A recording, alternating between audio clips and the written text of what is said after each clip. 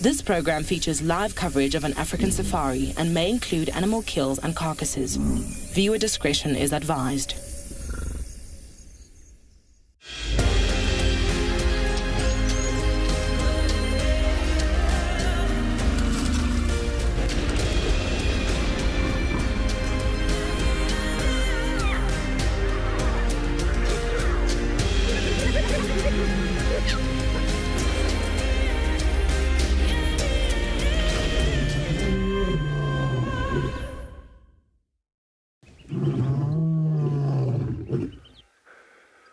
Good morning, everybody. Welcome to Djuma Private Game Reserve. It is a very overcast morning. Welcome on board. I'm John T. We've got Darren on the camera. We are just listening here. We heard lions roaring this morning. So we've just stopped here, sort of overlooking this sort of valley and hoping that we hear them roar again. But joining us this morning on Djuma is Ali. And JP is at Pridelands, Roan at Ngala, and Grant will be joining us at Phinda. But obviously, because we're live now, the lions are not going to roar again for us. But I think our initial plan will go to where we left them yesterday, Treehouse Dam, and see if they've left some tracks for us to give an indication which direction they've headed. But from the camp, it could have been somewhere between Treehouse Dam and maybe Twin Dams. I think that is what we'll do.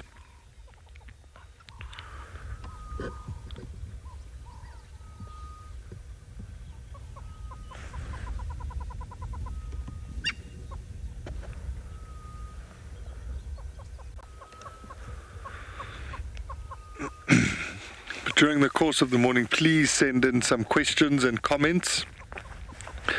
Use the hashtag WildEarth on Twitter, at FC on YouTube. If you're under the age of 18, pop us a mail on kidsquestions@wildearth.tv. You can register on the WildEarth website, head over to the live safari page, and you can submit your questions there. Please do that, because it is really nice when we get questions and comments as we go. But let's get going, Daza.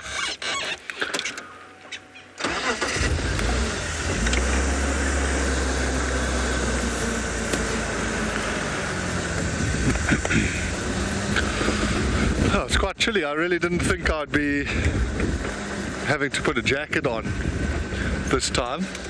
It was so warm yesterday.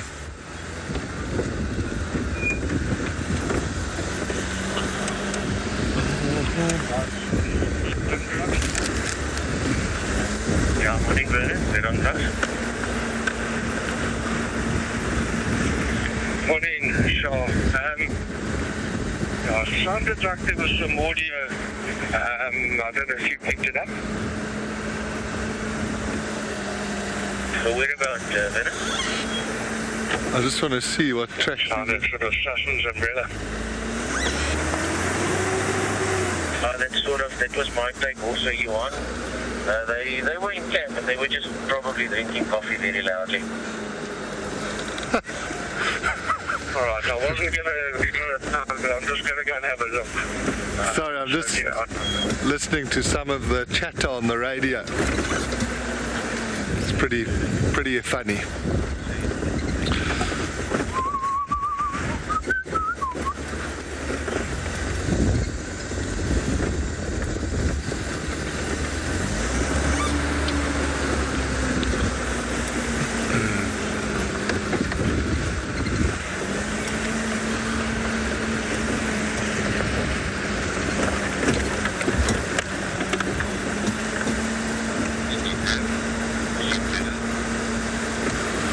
So while we carry on towards Treehouse Dam, let's have a look at the weather at all the different locations.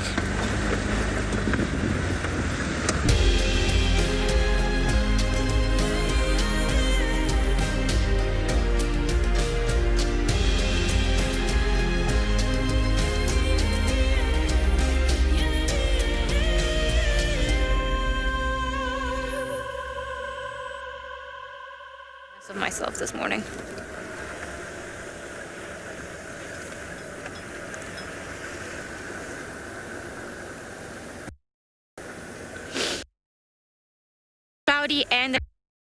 because it looks threatening out in the distance. My name is Ali, and on camera with me today is Morgan, and we are on our way, hopefully, unless we get deviated by something else, to the hyena den. See if maybe the little ones will be around.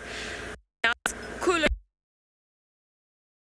Kind of hoping that at least one of the adults or someone will be there. It's a bit of a while before we get there. Like an easy drive down there. That at least one of the adults, someone will be there. Bit of a while before we get there, so we're just gonna take an easy drive down there and we'll see. Seems like we had some male leopard tracks that came onto the road, and I suspect it's that male that we saw yesterday. Maybe sort of cut through the block and then walked up here and then walked up to Sydney's dam, it would seem. But because we're heading to the hyena den, then we're gonna leave those tracks for the time being. We're gonna carry on driving and we'll send you guys across to Rowan, who would like to say good morning. I said that name weirdly.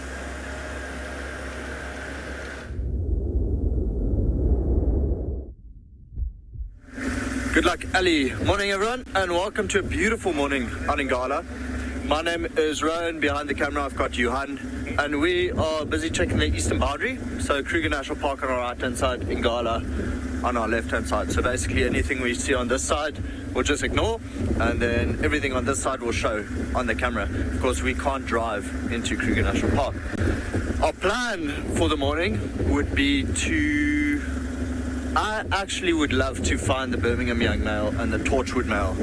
I've not seen them together yet, and to be honest, I've not seen the Birmingham young male in a very long time. So I'm thinking of going along the eastern boundary till it meets the northern boundary, drive the northern boundary till we hit the western boundary, and then come back down the western boundary. So we'll just be driving a lot of boundaries tonight. Sorry, this morning. Well, I don't think I'm awake yet. Anyway, we are driving slowly along this road because last night they had drag marks and leopard tracks in the riverbed here, and I think it might be Ngala female's previous youngster that might have killed something and was dragging it around, but sadly it was just a little bit too late to hop off and track where the drag marks have gone. So we're just looking along here for tracks, and then once we get into the river, we'll have a quick scan into the trees. Maybe she hoisted whatever she managed to kill.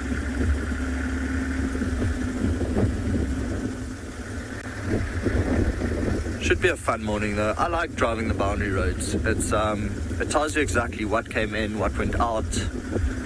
And morning drives are lovely because everything just starts afresh. I'm not even going to mention dogs this morning. They can just do whatever they want.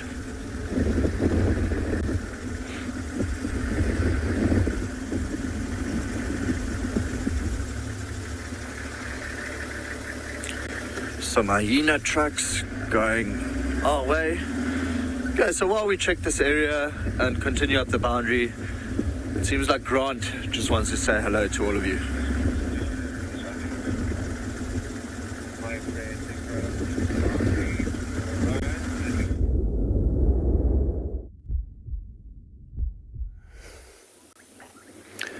Very good morning, everybody, and welcome to andBeyond Phinda Private Game Reserve, where we have got some pretty miserable weather, and we are also on the search for any of the big cats this morning.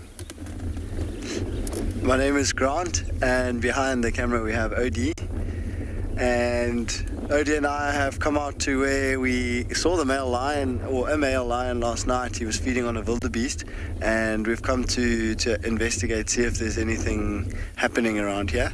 And so we thought we'd show you the remains of the wildebeest, and we've just been sitting here for about 5 minutes, so we haven't been here for too long, but we thought we'd come and just sit here and listen out for any vocalizing or any alarm calls that might give us a clue as to which direction we should go in from here.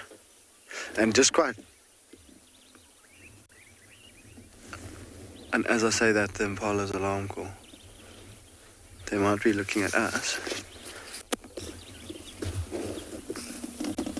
Yeah, they're looking at us. Not to worry, Odie. They're looking at us. So that's what we wanted to come and sit here to do, is just to listen out. But also show you that the stomach of the wildebeest, it's quite interesting that at this point, the way that it's lying, and I think the way that it's been maneuvered by the lions, is showing us really well the 4 compartments of the stomach. So wildebeest being ruminants have 4 parts to their stomach, and clearly displayed to us over there. And you'll see part of the rib cage is still there, and there is a little bit of meat left hanging from some of the bones and in between. But once again, today is quite miserable, so the chances of the vultures getting up into the sky nice and high is quite low. But there is a breeze, so the smell will travel far. So maybe some of the other scavengers will come, but it just goes to show that there are not that many scavengers here on Phinda. They are here, but it sometimes just takes them a little bit longer to find anything. So I think just because we're here and the impalas have alarm called twice now, we're going to just carry on from here. We haven't had any other signs than the impalas shouting, so we're going to do that.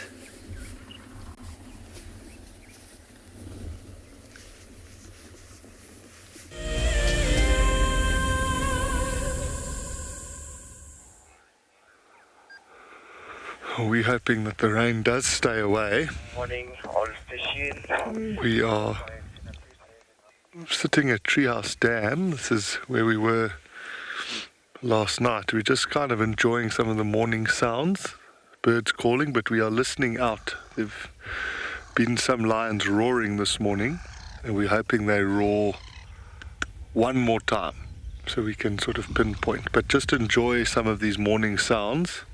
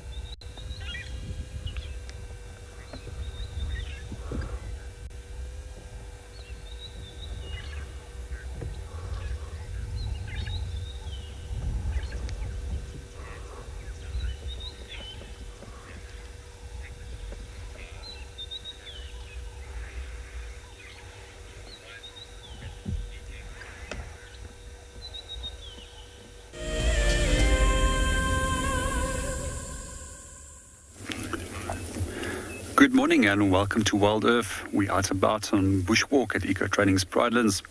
We're at an elevated area at the moment where we can look and listen to what's going on around us. And it already seems if we've heard some elephants in the distance, which will be most likely our plan of action to go and follow up on them this morning. So my name is JP LaRue, and behind the camera we've got Craig. In the meanwhile, we're also enjoying that beautiful sunrise. The sun has taken so much longer this morning to actually rise above the horizon. And you can see that big frontal system that is moving in, which has brought us some colder and cooler weather for the next 2 days or so. There's also a lot of high clouds in the air, which is referred to as cirrus clouds. They range from cirrus to cirrostratus and cirrocumulus. They're all clouds that consist out of ice crystals, and they're between the heights of some 6,000 to 12,000 meters in altitude.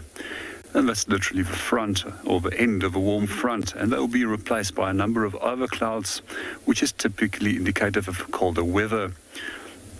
But in the meanwhile, there's a beautiful sunrise, and soon we'll be heading off to go and see if we can go and find those elephants.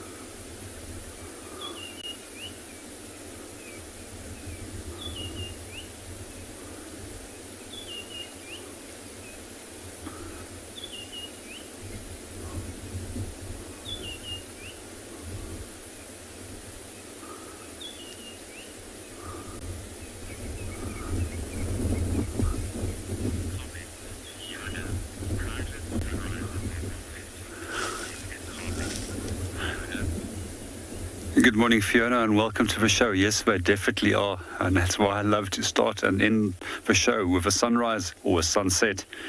It's my favorite day wherever I am. Even if I'm on holiday, I'll actually get up early enough so that I can get up there and go and enjoy a sunrise. If I'm at the coast, there's nothing as nice as to walk down towards a beach while it's still dark with a flask of coffee and just go and look at what the sun does when it comes up.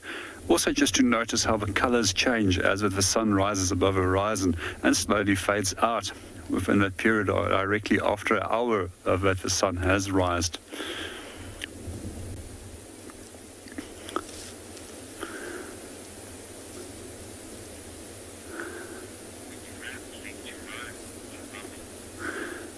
Well, we're going to start moving off, and we're going to follow up on those disturbances that we heard in the distance of trees breaking and go and see if we can possibly find those elephants.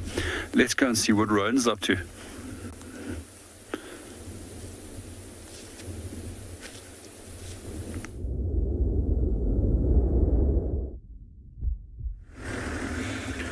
I'm very surprised, JP, that you have a sunrise, because out here it's only clouds. Literally no sun yet. Don't think we'll be seeing the sun for a long time, which I'm quite thankful about, if I have to be very honest. Okay, so there's no tracks of any predators where we are now, only wildebeest tracks. Kind of makes sense. The area we just came from is known as Buffalo Flats. We're cruising along slowly looking for any sign of cheetah or hyenas. We often find them there in the morning. Pretty sure there's a den site somewhere, either that side or Kruger National Park side, which we haven't found yet. But yeah, this is our boundary road. Actually a very nice road to drive, very smooth.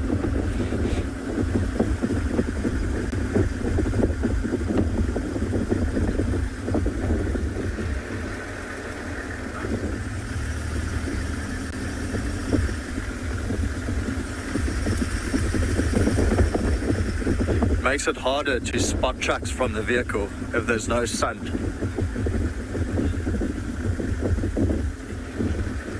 Tammy asking, what birds am I hoping to see today? Oh, Tammy, if I had to choose one bird, probably a martial eagle. That was the emerald spotted wood dove that flew off.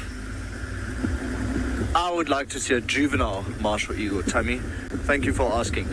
Tammy, tell me, what bird would you like to see today?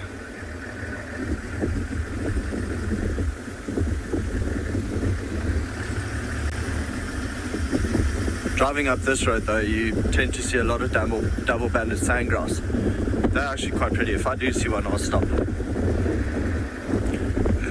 I saw a baby double-banded sandgrass the other day. 3 chicks, about this size. Tiny, tiny, tiny. Very cute. Just scurrying after the mom.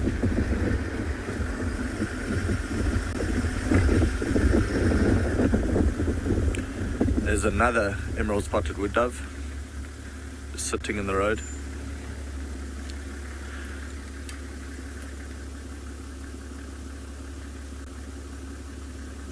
Sorry, not an emerald spotted wood dove, it's a laughing dove. Oh, it is an emerald spotted wood dove. You can see it from the side. From the front, a little bit hard to tell, the red chest. I think I just ruin their mornings every morning, because all they want to do is sit on rows, look for food, and then we come with this big machine just driving along.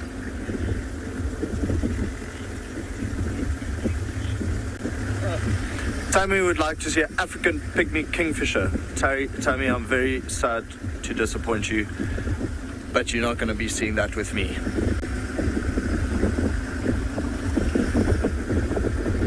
Sorry about that.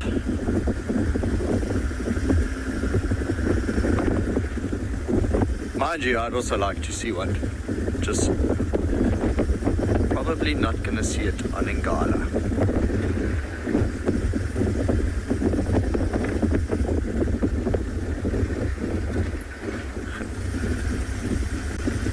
There's a lot of animals that ended up sleeping here last night, so you just see these marks and hairs in the body. I'll show you if I do find tracks of it again. It's like a hollow on the road.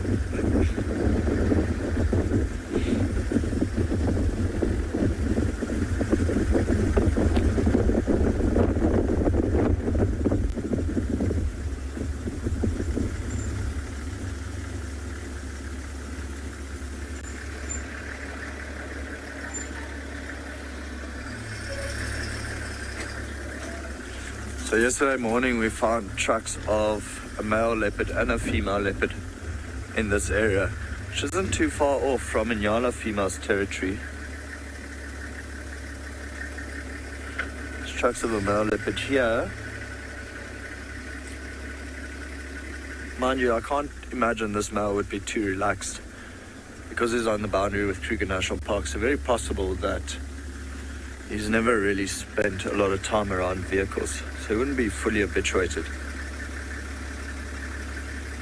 Tracks of him go that way, in the opposite direction that we are moving.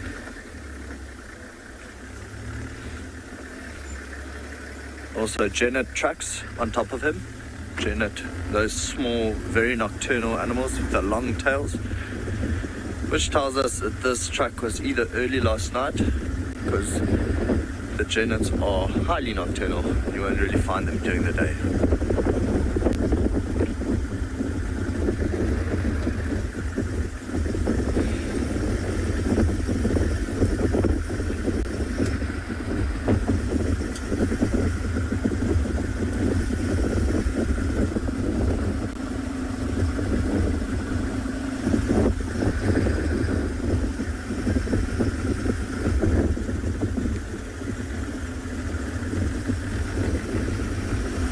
Doves everywhere.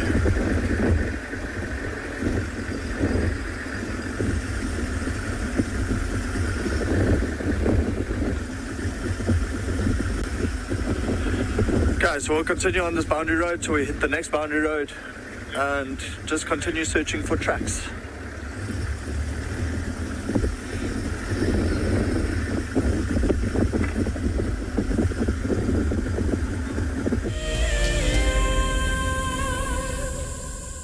I have a degree in environmental planning and development. My passion is outdoor classrooms. We are not only grooming the environmentalists of tomorrow, but tomorrow's leaders as well. My long-term goal is for the people of South Africa to learn how to live sustainably and to be able to look after themselves and the environment. So I hope that through environmental education, we are able to get that message to the future generation of South Africa so that they start now and can continue that good practice in the future. Environmental education is critical so that people can live sustainably in the future. That is my long-term goal.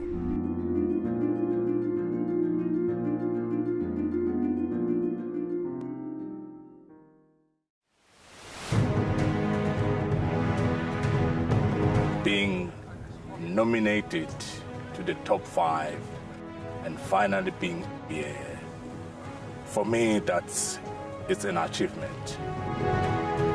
Tracks, I believe I did quite well, and the walk.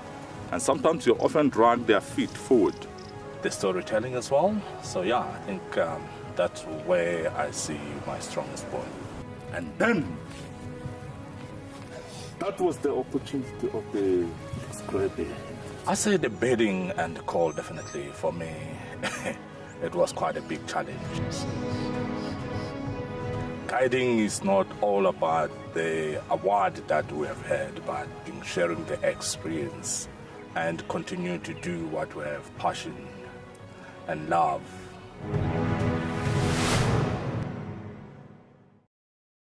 Something very, very interesting. I didn't plan this, but this is a scene rarely seen.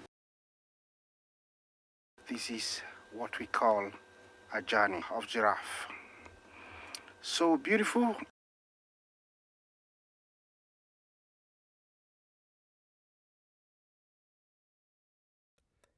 Tune into WildEarth every single day. It's in your nature.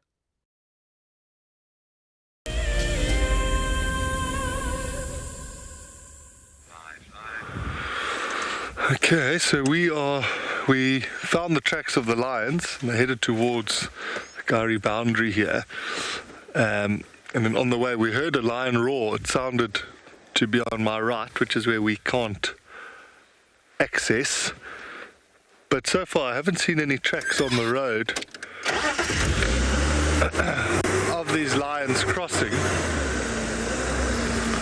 So I'm just going super slow and just sort of checking the road, but I do think they have crossed, because we were not far from the boundary when we heard them calling.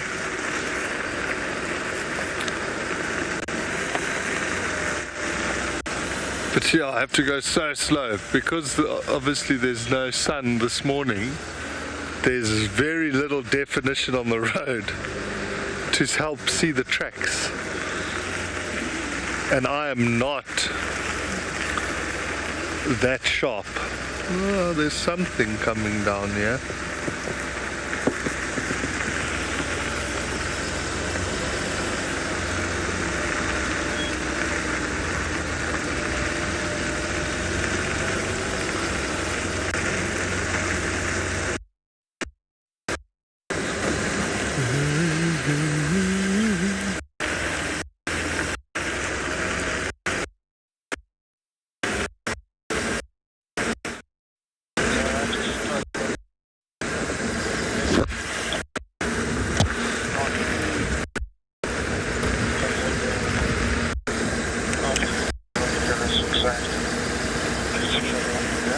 I think what I'm going to do is go down 20.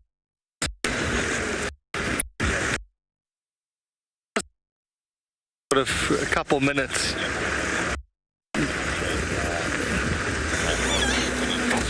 I thought I heard something there. Let's just listen. There's another vehicle down below us also working this area, but I think unfortunately for now these lions are going to be an area where we can't go, but that's fine. We'll head into a different area and see what we can find. You are going to head over to JP and see what he's up to.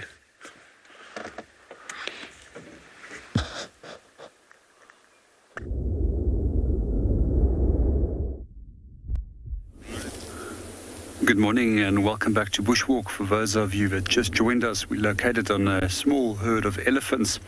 It all seems to be bulls, and they're slowly mobile in a southerly direction. When we started our walk, we first heard them the breaking of branches in the distance. We then decided to climb on top of a little hill to see if we could find them. The very next moment, they all popped out next to us. There's two more bulls that are just to our east at the moment, and we're just waiting for them to make their way over here as well. We're all in a moment walking into the direction of a wind. As the wind compromises their hearing as well as their smelling, it provides them still a better opportunity of smelling a potential threat as they're moving into the wind. We also can see that they were quite nervous in some of the individuals with the wind, because it makes them a little bit unsure about what's going on around them. And therefore they quite often start, and it seems if one of the individuals were actually mock feeding quite often, where they pretend to eat but actually observing their environment. I quite often see elephants doing this, especially when we approach from a vehicle and they're unsure of what our intentions is. I'm just going to be quiet from here and allow you to enjoy the surrounding area, and let's see if the other bulls are going to make their way over here.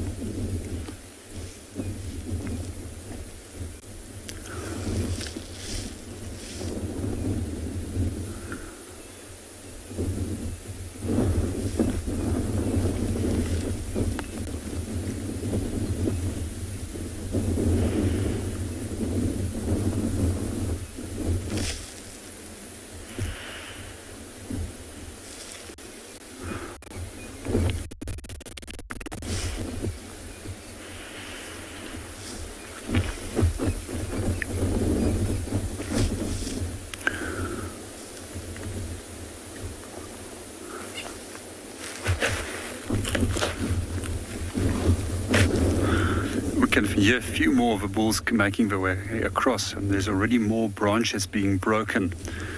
It seems that they're busy ripping the bark off the side of trees. Unfortunately, it will be a little bit tricky to see them as they're in quite a thick area over there. But if we do pick up our binoculars, we can just manage to see them.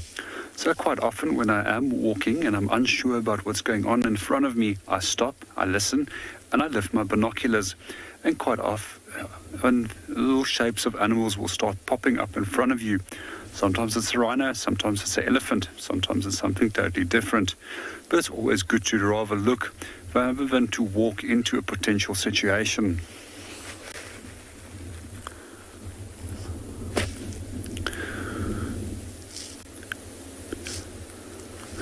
It's great to actually see so many of the elephants back in the last few days, and at least on every walk now we've had a few encounters with them. There was a period of time where the elephants were actually very quiet in this area, and we tend to see that elephants move in and out of areas depending on the resources which they are in need of. And it's amazing how well they know the area and where and when to go and get specific things that they require in their diet. This even includes the knowledge about where to go and find water. In the meanwhile, let's go and check what Ali is up to. We're going to sit around here a little bit longer and hope that the remainder of his elephant bulls are going to come out of that knobthorn thicket.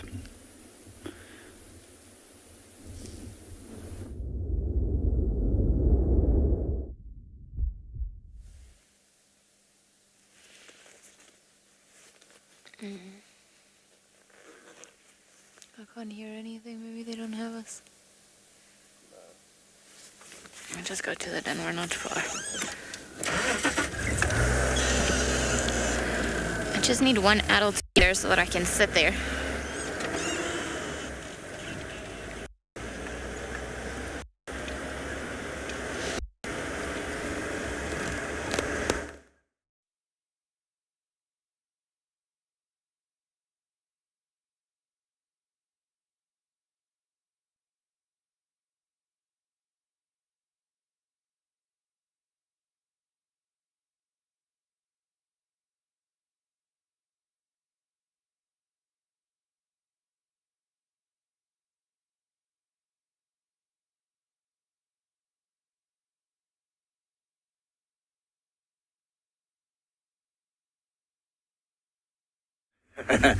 The dogs on the cut line, so we've changed our plan, and now so we found tracks of the pack on this boundary road going that way, so I had to change our plan a little bit, of course, see if they came back in. So I tried to follow it as long as I could, but I can't really 20-30 minutes away from the car, leave poor Johan on his own. So we are now driving pretty much back towards Buffalo Flats, see if we can find any more tracks of them coming in.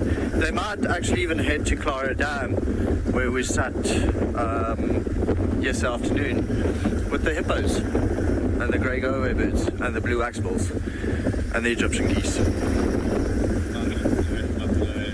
So I'm picking up our pace a little bit, because early in the morning they are crepuscular animals, which means they hunt at dusk and dawn, and they can run very far, very fast.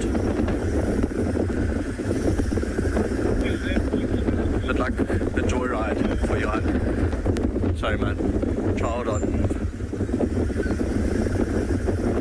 Luckily, there are 18 of them, so it shouldn't be too difficult to spot their tracks, especially in the direction that we're going.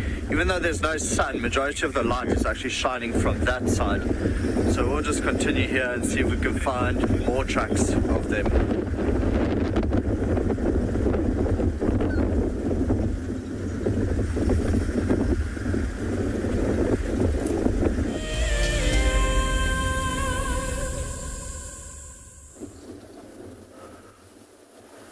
Well, good luck to Rowan. We are just keeping an eye on the weather right now.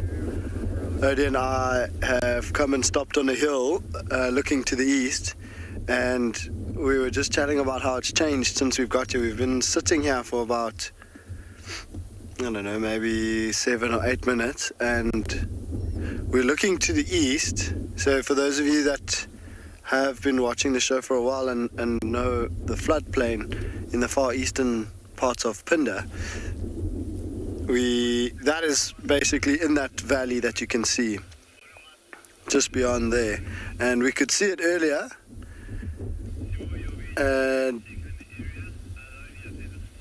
we can no longer see it. So the rain is slowly moving up from the south, but thankfully it's just further east of us at the moment.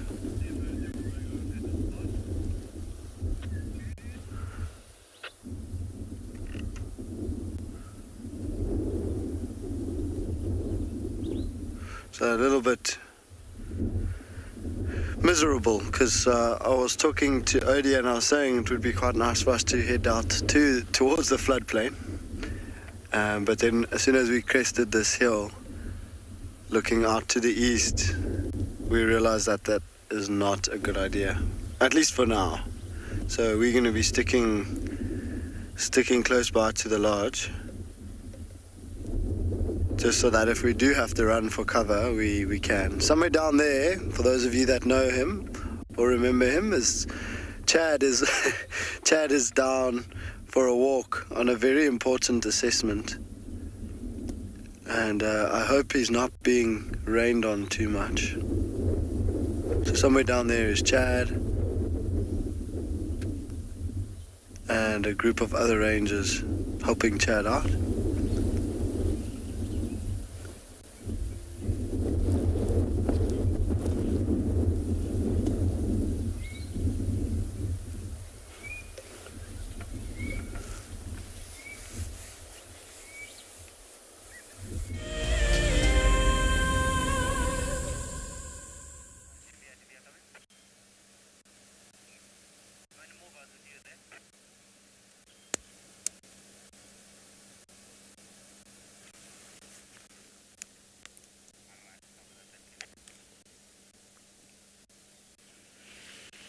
Oh, seems like we have managed to make our way to the hyena den, and one of the guys we bumped into on the way here said that there was an adult somewhere around, but it seems like it's gone and lied down somewhere, and don't really want to go around bundu bashing and just disturb it, so we're gonna wait a couple of minutes, see if we can perhaps see anything, or maybe something will come out. As you can see, the den is in the middle of an old termite mound, and just in there is reportedly the female and the cubs. I mean, I don't know if the female is in there, but that's where she's been going in.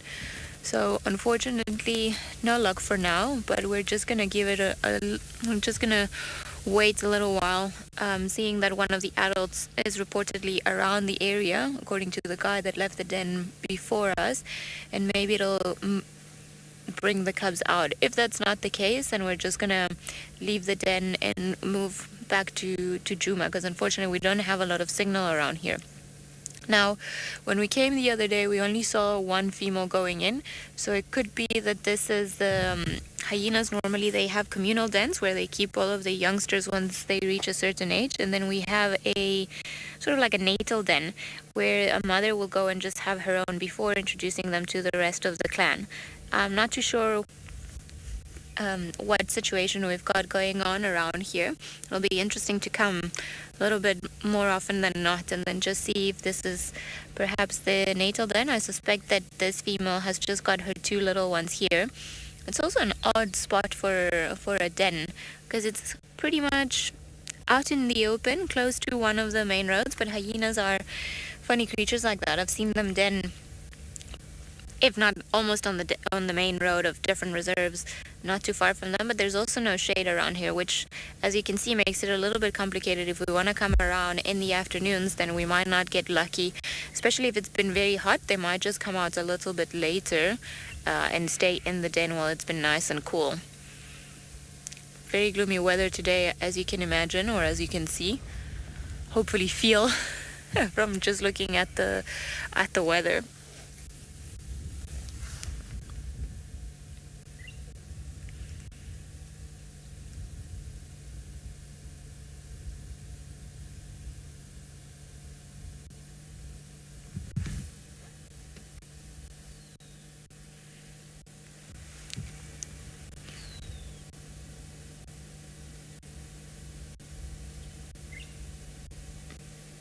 Do you have another handheld by any chance? Jared, if you can hear us. We can't hear you. Don't know what's happening with the radios this morning. They're playing up with us.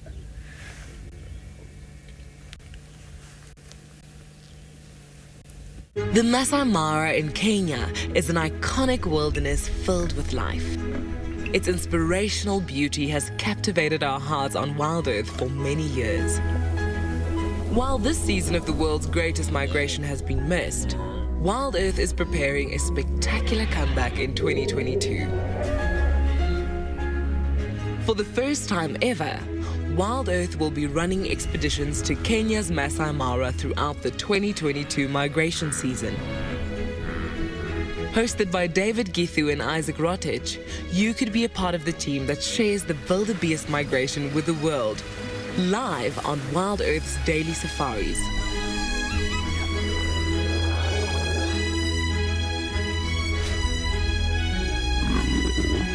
If you're interested, then head over to our website to find out more.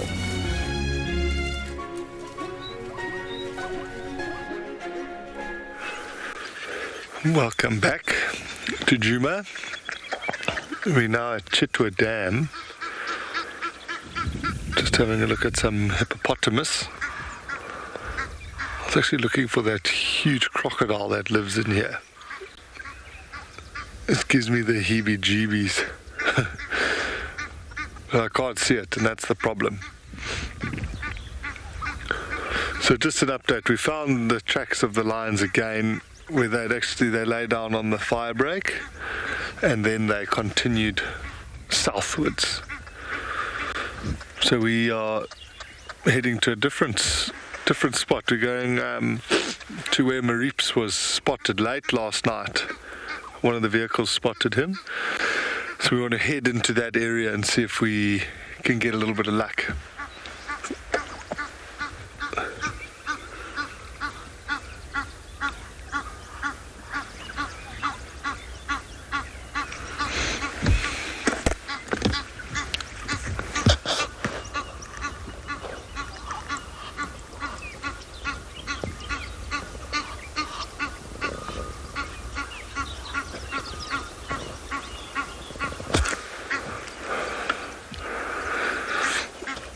I'm trying to remember, I can't remember who it was who asked yesterday if we had leopards come into camp, but last night I was sitting at the desk doing some emails, and I heard like a small noise on the veranda, and then when I looked, there was a hyena just standing with its head in my door. and it just looked in and then carried on its evening patrol. But it was very bizarre. I was definitely puckered up for a few seconds when I saw its head in the doorway.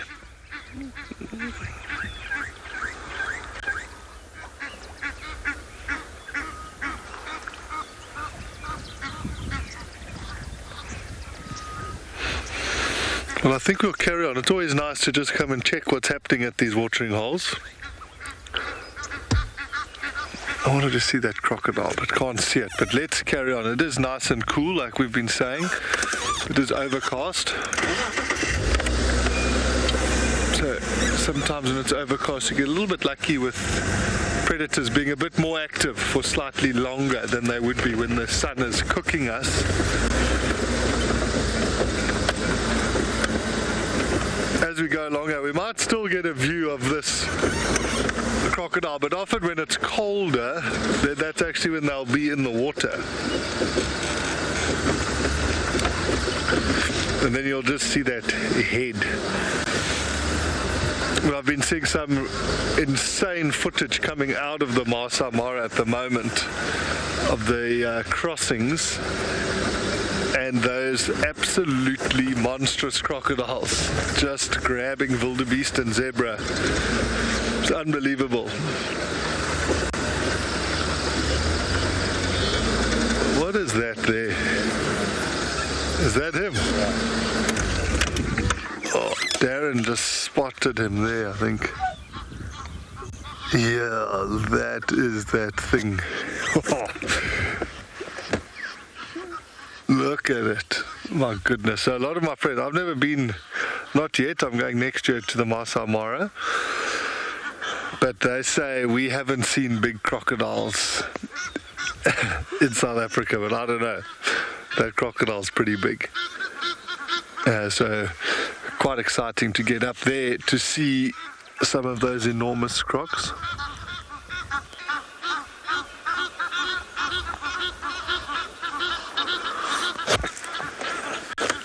Peter, they do sometimes, which is quite frightening. So we've seen tracks of a crocodile that left a pool of water in the Sand River, and we followed his tracks. I'm trying to think how far it was. Probably about 4 or 4.5 kilometers into another watering hole, which was pretty impressive because it's quite a big crocodile, like a 3.5 or 4 meter crocodile. And he did that, and then when we got rain, he then left the dam and came back down to the river. So he did the same trip again.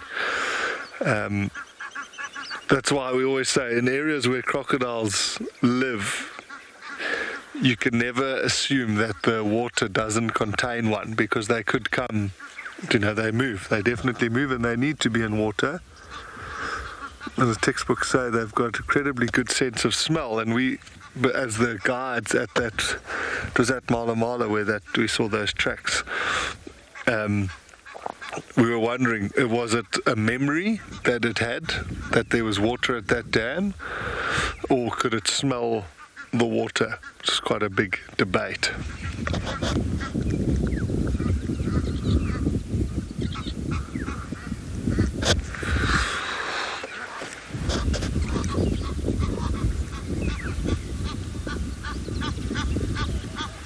Yeah, see, it is prime time. If you think that croc's in such a good spot to catch stuff from this dam.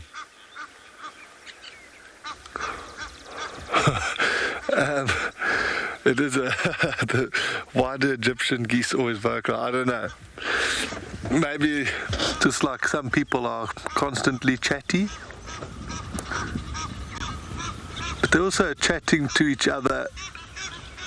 There's two that are up on the nest, close to a nest there, and it sounds like they're busy chatting to each other, and then there's others that have come down to drink here.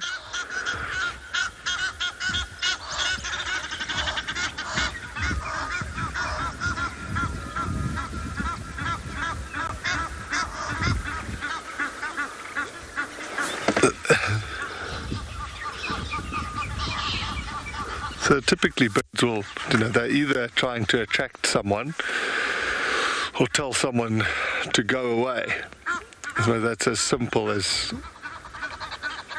you can define their calls.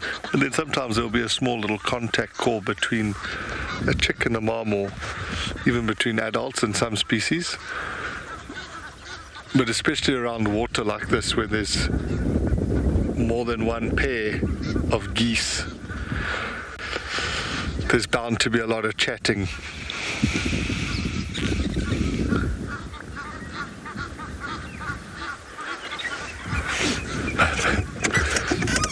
But I've had guests who say it's almost like whenever properties have water holes, it's like they introduce a pair of geese to each water hole, because you'll always find, or often you'll find, a pair at a water source.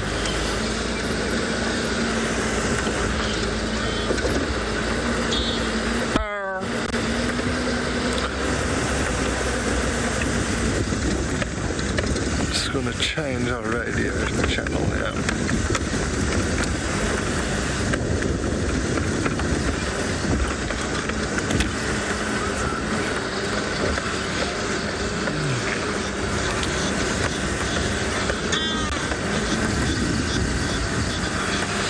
While we carry on along the water's edge here, you're going to head over to JP and see what he's up to with his elephants, or the elephant, sorry.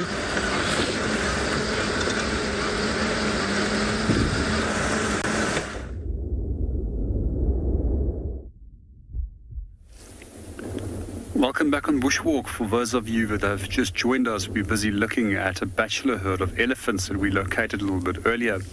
It's absolutely amazing how they just popped out of that knobthorn thicket. At first we thought there was only one or two, but there's at least 7 or 8 bulls that we can count at the moment. It's also interesting to watch these guys feeding. One of the more dominant individuals was busy breaking down trees. The smaller one also then started by raising its feet up against a tree and pushing the tree down to the ground. As soon as the tree was down onto the ground, he was displaced by a more dominant individual, which then started feeding over there. It's just amazing to see how they even pull rank. So the larger bulls obviously are the more dominant individuals. We also find quite often that these groups, there will be a fairly older bull within the group who uses the younger males for his own benefit in terms of protection. In Swahili, they generally refer to as the skaris, or foot soldiers. We also see that those younger individuals then learn from the older bulls. They also learn a number of different life skills from them. Some of these bulls might be bulls that are going to go and breed in the future. Quite often we find that there's young males in these groups between 20 and 25 years of age. And once they're sexually mature enough, they'll move off on their own. Sometimes from the ages of 45 and onwards, when they stop breeding, they reassociate with these bachelor herds. Some individuals, they stay on their own for the rest of their life. I'm just going to see in what they get up to. Most of the things that we've been watching is just feeding behavior this morning, as well as dominance behavior between the individuals.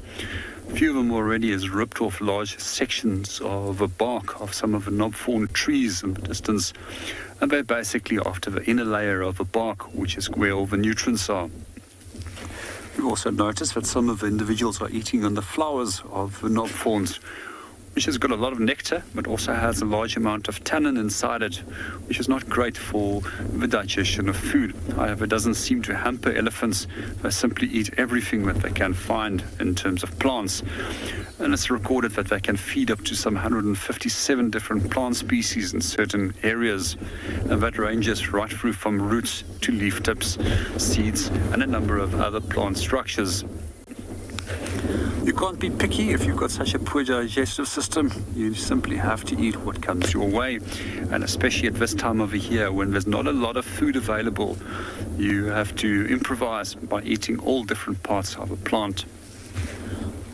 One of the things I was watching a little bit earlier is one of the individuals were actually pushing his tusk underneath the bark and using it as a chisel. So we also see that some individuals are either left or right tusk orientated.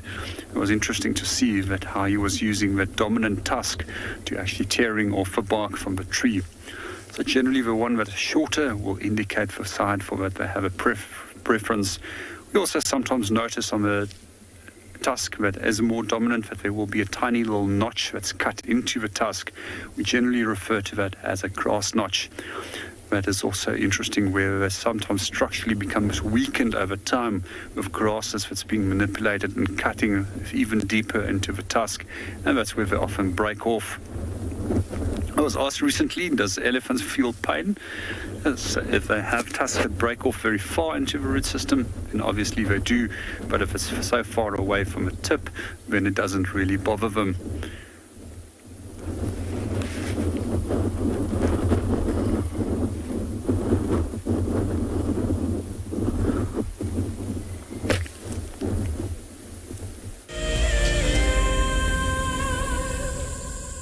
Hi, we are Yaku and Milani.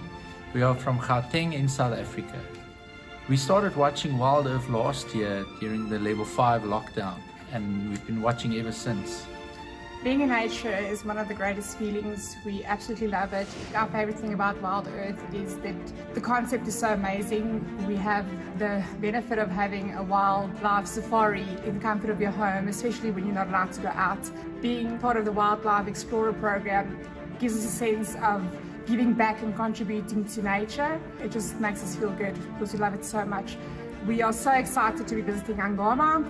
It is obviously, I think for most people, an absolute dream to visit the Masai Mara. We can't wait to go. Thank you very much for this amazing prize, WildEarth.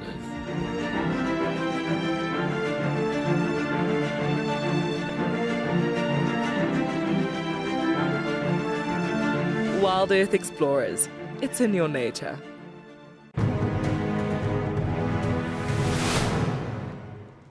We got there, he had probably moved a couple of 100 meters down the river and was about 10 meters from this causeway.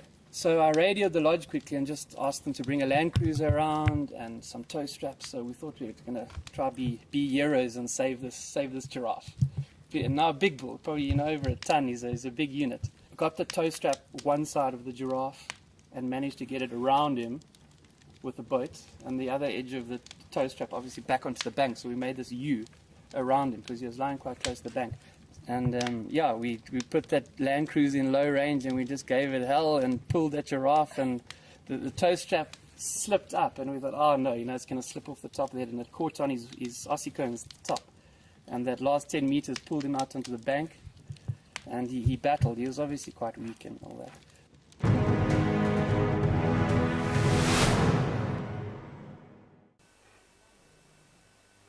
This is a battle of two great carnivores of the African wilderness. Whew. Whoa! You don't want to be under those jaws. Definitely, this round goes to the lion. Look at that. Fantastic. Expect the unexpected here on WildEarth daily.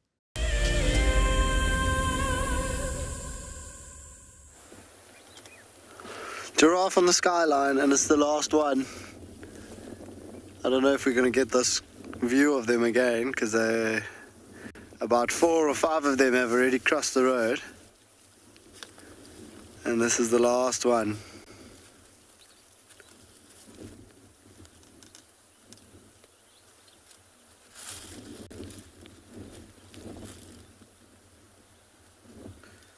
It's quite an interesting color, this giraffe. The weather conditions at the moment are also adding to it, but he's a sort of grayish color as opposed to the normal tan brown color. He's scratching his belly. That's why he's behaving quite weirdly. He's scratching his belly on a bush.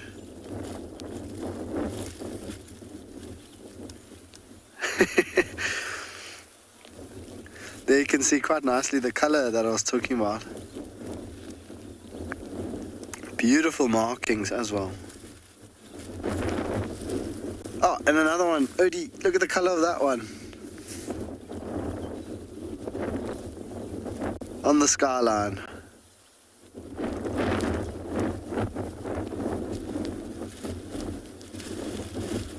So we have got a bit of pretty miserable weather rolling in at the moment. It's starting to drizzle a little bit, but nothing too serious yet. It's just making driving around quite uncomfortable, so we've come to stop next to these giraffes.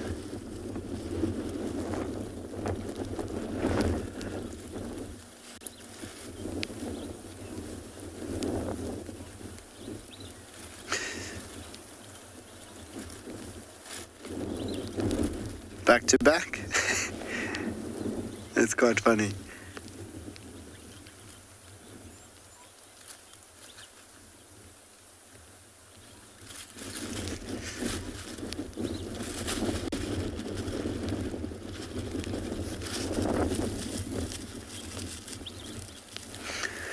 Yeah, Megan, I agree. They are so graceful. I've always thought giraffes are really graceful creatures. They're so calm and controlled and relaxed with their movements.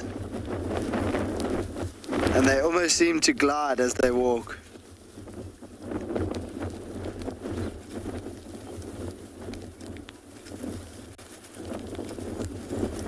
Oh, these two might treat us to a little bit of necking. They're starting to spar a little bit.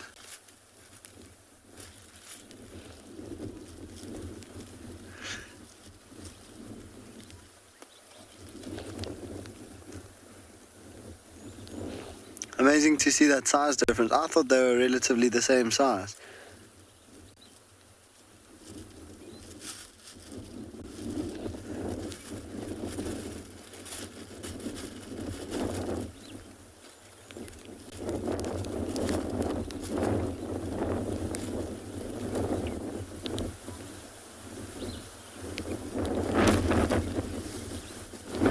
See, they're just sizing each other up. That bigger male just slightly stamping his dominance or putting his dominance over this other male.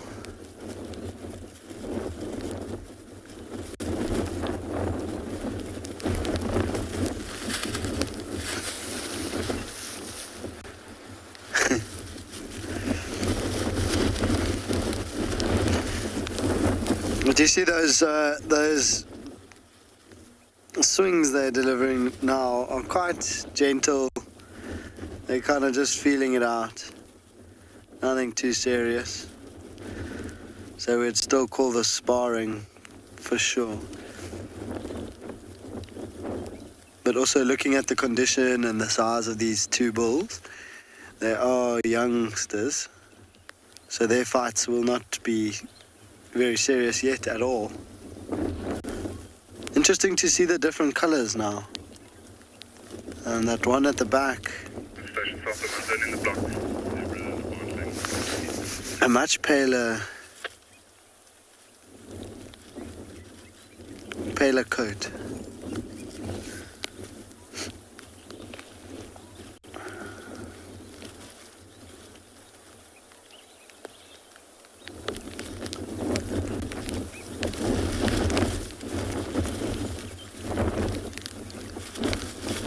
Nice to see the scene that we're busy enjoying. We're trying to stay out of the wind.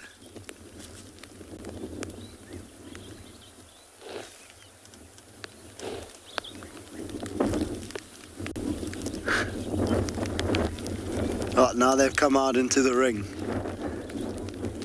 But the younger one, I don't think he wants to, or the smaller one, should I say. Oh, and then he proves me wrong. I thought he was more interested in in feeding, but seems he wants to show the bigger one what he's capable of as well. Not backing down.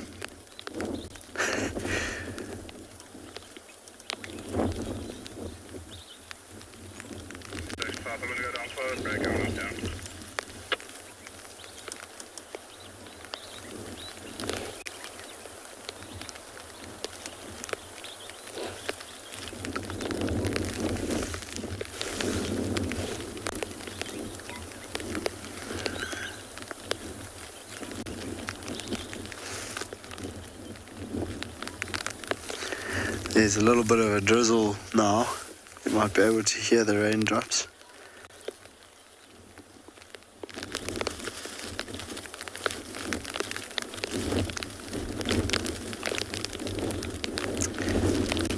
So, I think we'll just watch these giraffes for a little bit longer, see if their fight gets a little bit more serious.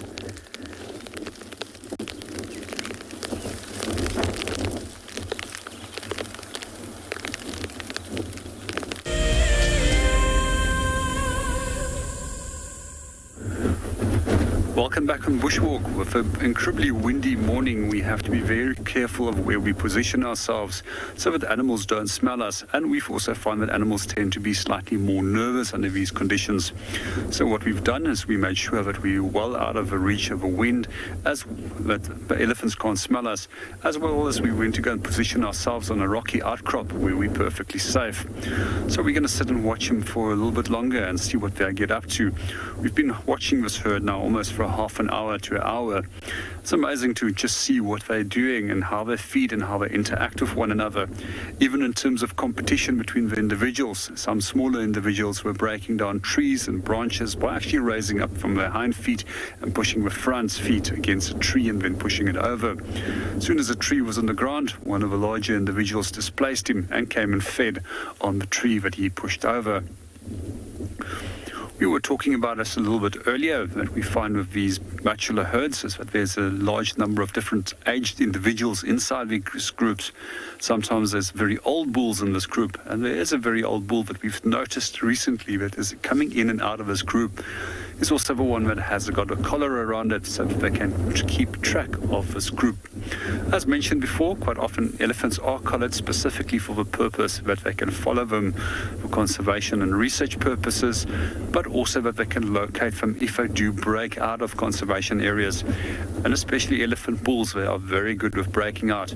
And quite often they've also learned to push young bulls right against electric fences and then let them do the damage on the fence, as well as take the shock of the electric fence and then simply walk out and go and feed somewhere else.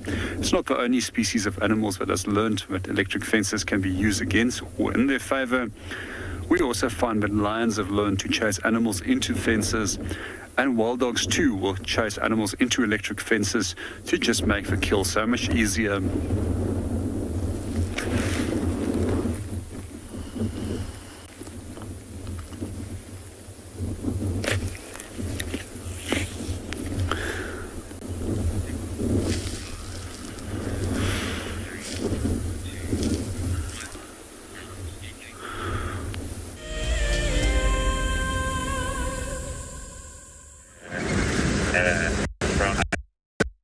Hello everyone. So we are now heading towards Leadwood Dam to see what we can see there. It's awesome for me. It's only my second time on this sort of piece of land. And we're coming up to an area called First Rock. It's this beautiful big granite, like a flat rock. I saw it yesterday, and that is definitely a place where there needs to be some sort of animal on top of it. Morgan was telling me he's seen lions and leopard on top of that rock. Will we be so lucky?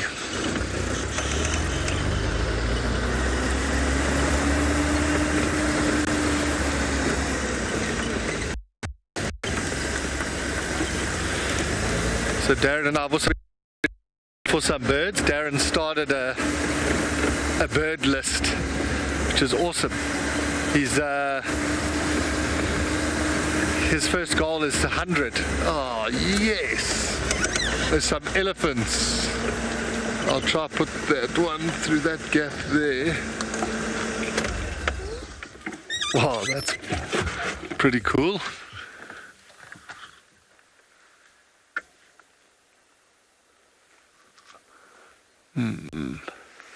Not so cool where they walked. Let me just go. Oh, it looks like quite a few. I'm just trying to think which will be the best. I'm just going to go forward a little bit, see if that gives us a better view.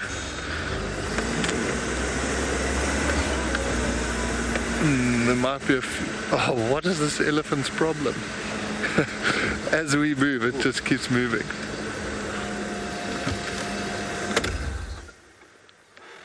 Oh, there we go, you can see the little calf.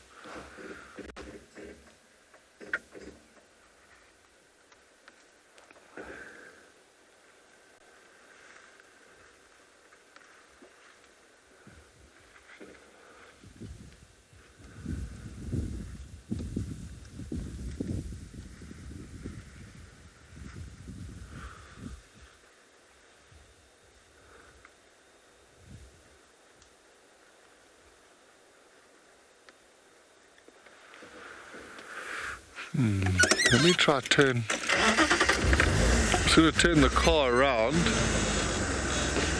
and see if we can get a better view of these elephants.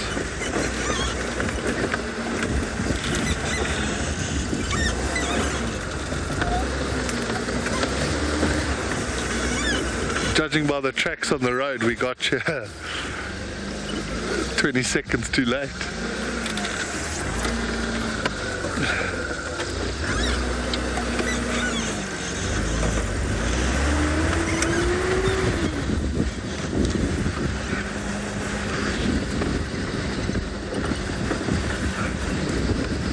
So they're all walking slightly sort of diagonally away from us.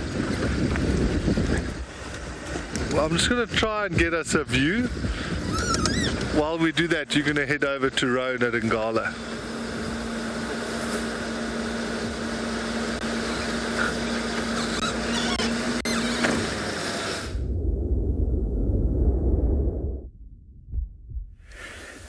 Righty, so we got them. Finally. These are all the puppies. They're playing around. Actually, the one in front here is chewing a stick. Of course, doggies doing what doggies do. And there should be 11 pups in total. 10, 11. 1, 2, 3, 4, 5, 6, 7, 8, 9, 10, 11. Yeah. That's all I can count for now. And then the adults are scattered behind us. But how cute are these? I've not seen a wild dog puppy in forever. And this is their beautiful age. You know, they've already got their colors. When they're just born, they kind of look like furry rats a little bit.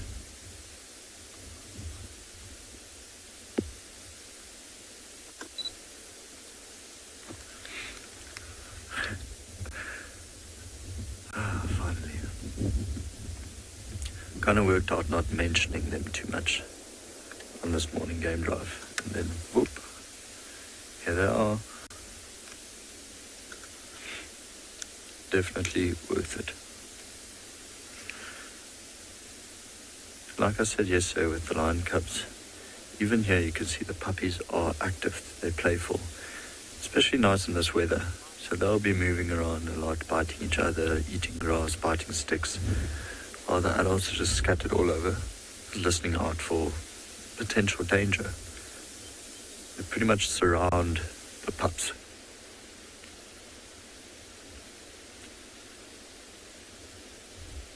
So these guys don't really participate in the hunt just yet. Often they'll just leave 1 or 2 adults around to babysit them, and they'll just wait around here on the termite mound. Then when the adults return, they regurgitate their food. That's quite nice, eh? You have to eat your mom's vomit.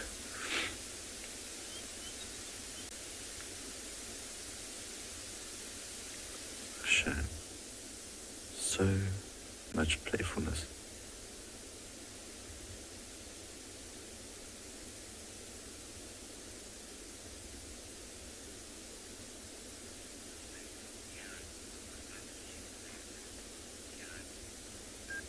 Karen, I'm with you. I also love seeing wild dogs. Especially puppies. Actually, any baby animal. They're just so playful. Sometimes they play a bit viciously with each other. I mean, we had a We had a pup 3 years ago that was blind in one eye because the other pups was playing a little bit too hard with it.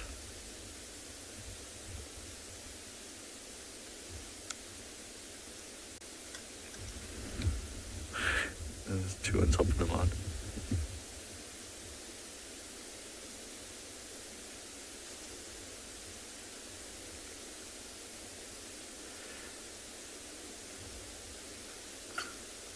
Oopsie. Waking everyone up. Actually rather quiet animals. No, not like a domestic dog that would bark the entire day. These guys only really bark when there's danger. Oh, beautiful colours, especially in the dried grass like this. See now what I mean with the white tips on the tails and the large ears. They got exactly what you need to watch out for when looking for wild dogs.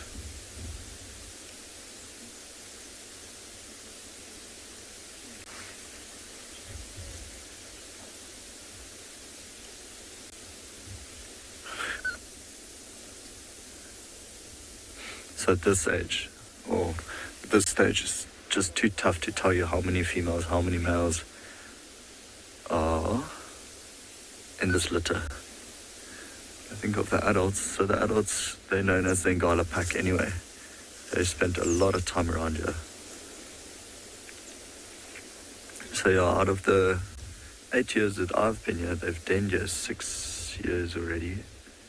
And it's always been the Ngala pack. You can actually hear that one chewing the stick, sharpening its teeth. Oh, did a roly-poly.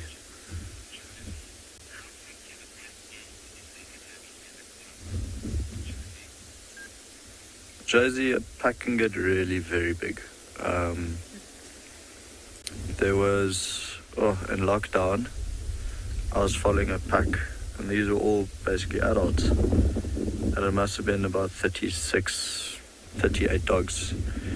We had a pack here, the Ngala pack also.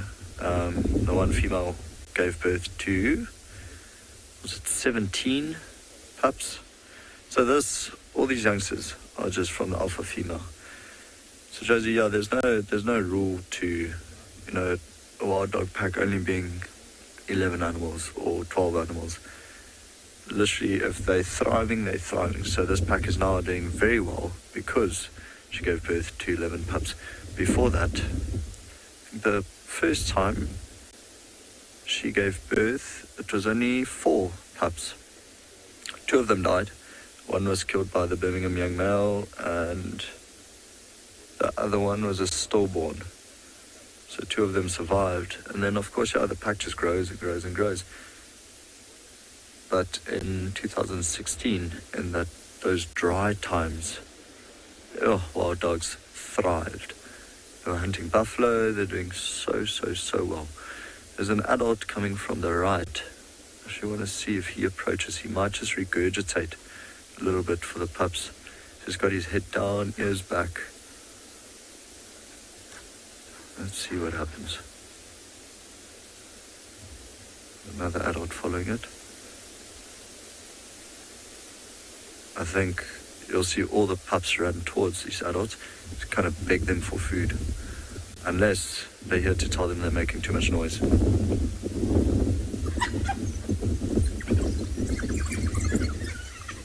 There we go. Give us food.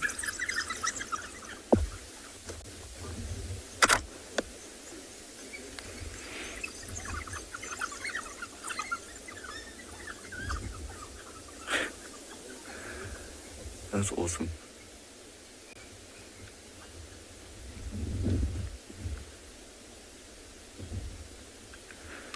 What I might do.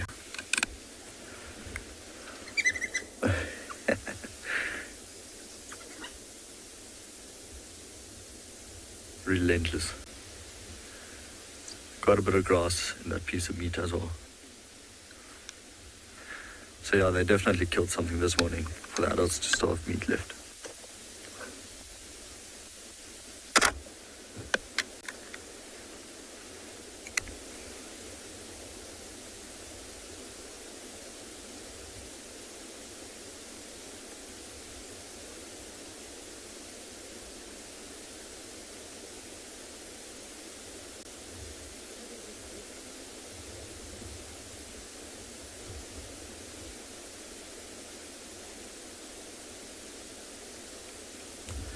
Fiona is super relaxed with us, even at this age. There's another adult approaching from the left.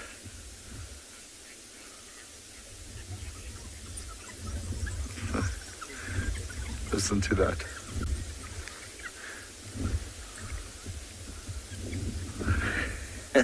Imagine being attacked by 11 puppies. I don't think any animal can regurgitate enough food for that. Oopsie. Now it's the one adult teaching them a lesson. Some table manners. It is so cool just to sit here and listen to all the sounds, and it's happening all around us.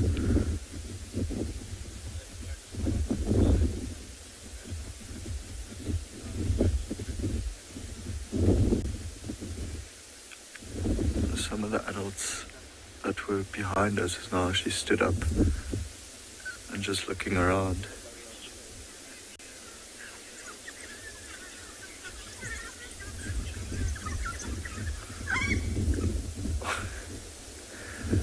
I'm just going to keep quiet a little while. It's just amazing to listen to.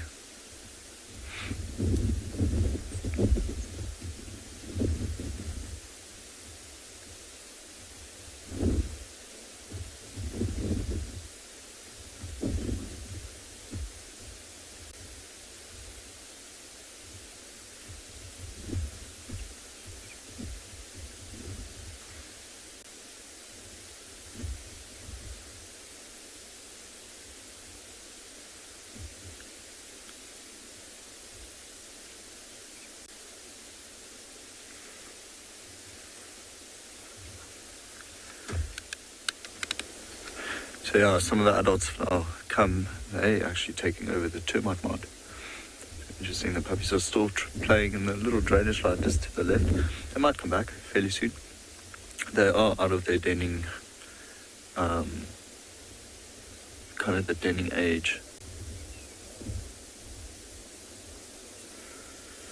You can see a lot of blood still on the face here.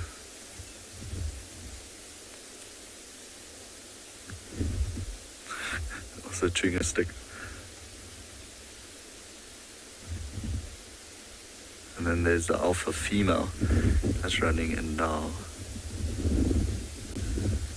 She's just behind the termite mound. Just checking where her pups are. So you can actually see the teats on her stomach.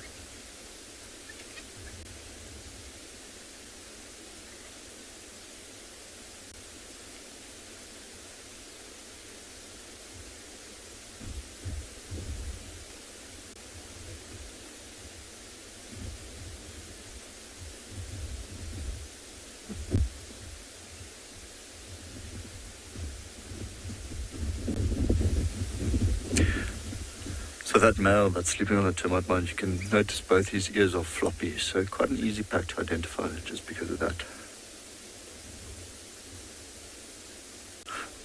Still hear the puppies playing. There's a little dip there, like a small riverbed or eroded area that they're playing in, so I'm going to try maneuver and get us a better view there.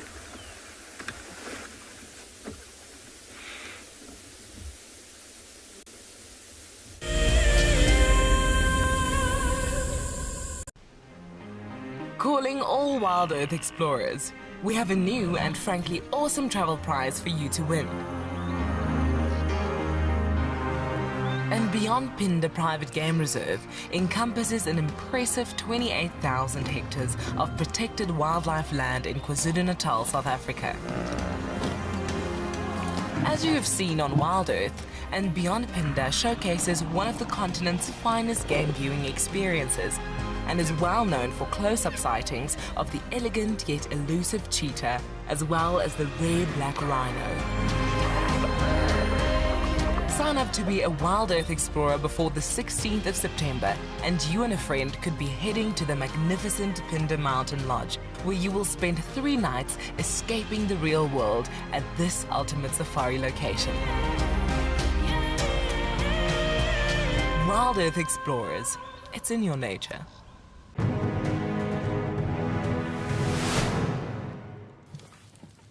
The scrap here collected a dry grass put it next to the water hole as the hippo walks down during the warm of the day to drink the water. When the hippo arrives, he saw quite a very nice grass, an area not to resist to rest. And when the hippo went down to drink the water, and when finished the water, he just lied down on the grass. And then, that was the opportunity of the scrappy. You know what? Today is my day to pay the revenge.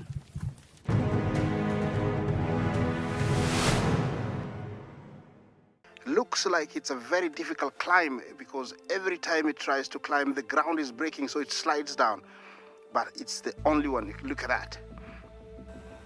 That is the call of desperation with a cub. It's like, what are you doing, mommy?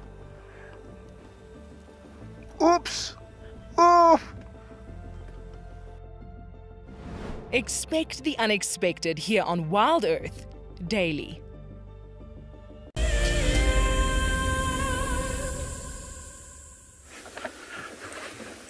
There's an entire pile of puppies.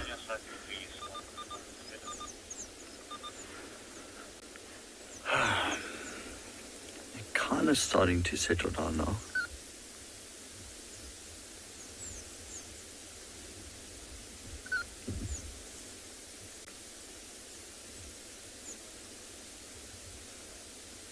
It's amazing just to look at the faces of the adults. You can see which ones are older and which ones are younger.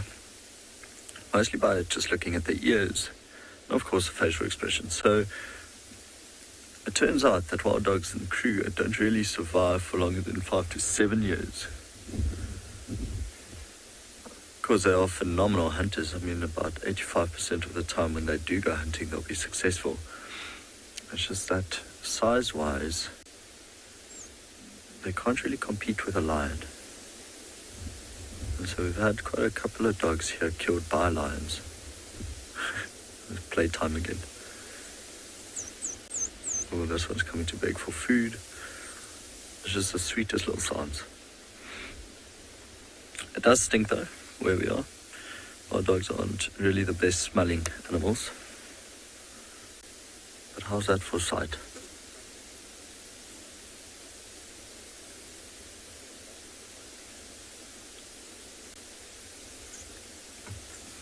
Yeah, so these will already be considered adults at the age of about 1 year and be able to hunt as well. I've got a puppy that is probably only about 4 meters away from me. Now, I get quite curious with the vehicles, especially, it's the same thing with hyena cub, or any cub really. You can imagine the scent of the tires, or all the scents on the tires. It's something new to them. I mean, this morning we must have driven through leopard urine, elephant poo, buffalo dung, hyena scat. So things that they haven't really smelt before. So they do want to come sniff the tires, check the vehicle out. That's alpha female chasing them now. It's their mom.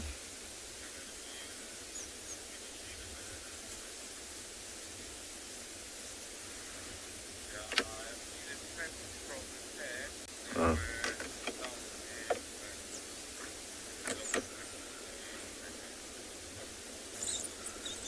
I could watch this the entire morning. I think I might watch this the entire morning. This adult here has the most beautiful color pattern. The one who's playing with a puppy.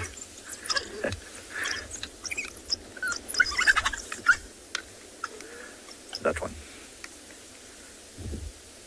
Got a tan brown on him.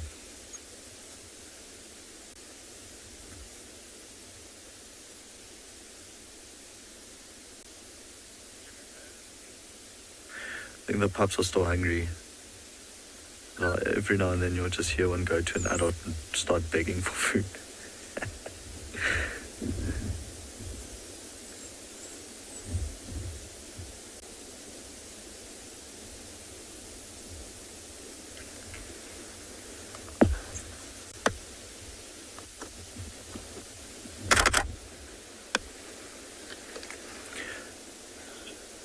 The ears are huge. Korean, yes, every single adult here that went hunting would regurgitate for the pups. So they'll even regurgitate for the adult that they left here that had to babysit the pup. But yeah, every single adult that has food will regurgitate for the pups. They have the cutest faces. Their ears are actually longer than their faces at this stage. Well, the one, at least.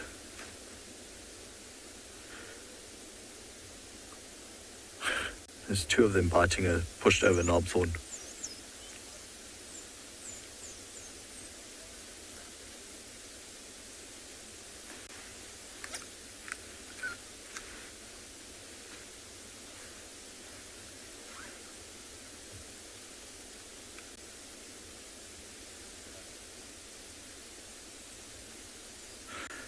You get to a place like this and you actually don't really even know where to look.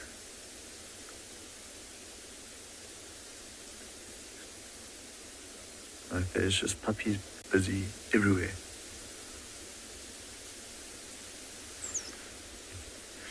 It's lovely, you know, we've got 18 dogs around us, and I think the number at this stage is somewhere between 350 to 450 in the whole of Kruger National Park. So literally one of the most endangered animals, I think second most endangered in Africa.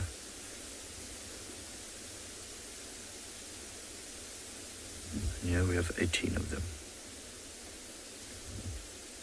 So they denned just northwest of Ngala. And we've been waiting and working hard to try to see them. And Johan and I have now spent 3 drives actually, trying to show them on camera. And this morning it just worked out.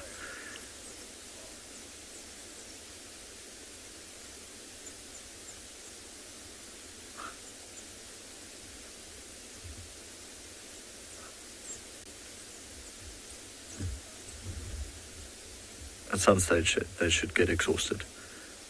There's so much running. Oh, you just tripped over its own nose.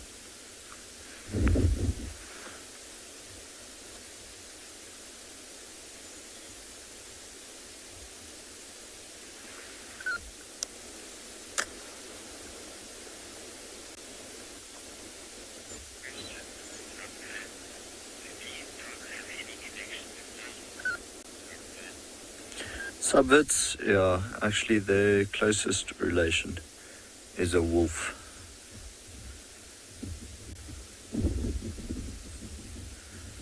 So the other name for them, which I actually like more, would be a painted wolf rather than wild dogs. Because I think a lot of the time, you know, we have international guests arriving that's heard about the big five, but they've never heard of wild dogs. So then if we have wild dogs on the property and you ask, what are you hoping to see? They'll say, like, okay, no, the big five. Which is fine. I mean, it's the norm. But then you mentioned, well, we've got wild dogs. Would you like to see a wild dog? And they're like, yeah, you know, I don't mind. But I think a lot of people actually just kind of think they would be like dingoes. Which they're not. These are so, so, so special to see.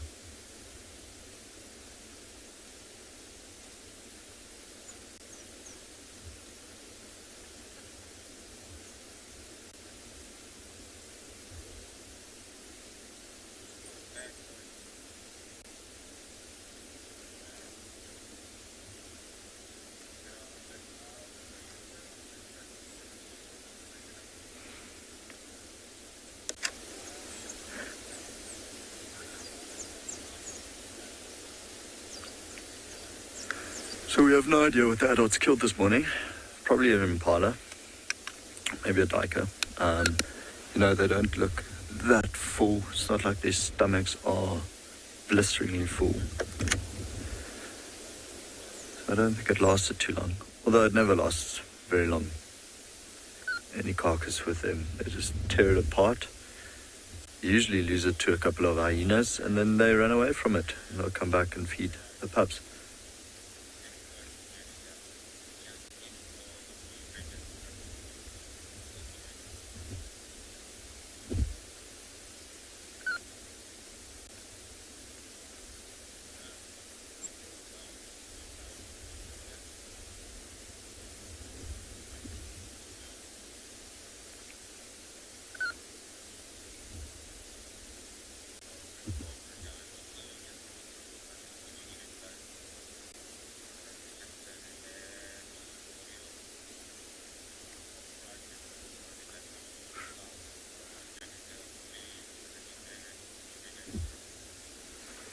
It's just so nice to sit here and watch them play and listen to them play. Oh, the one puppy is about to regurgitate. Now all the other puppies are running to it. I think it had something stuck in its throat.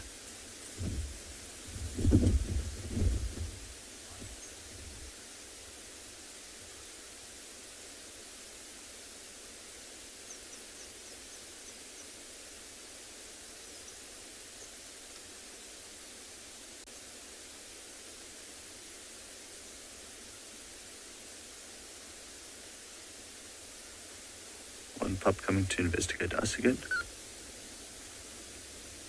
Beautiful coloration on its front legs. Nearly completely white. So Jan says it's just behind the bar for him. That's moving away. Looks like a little male.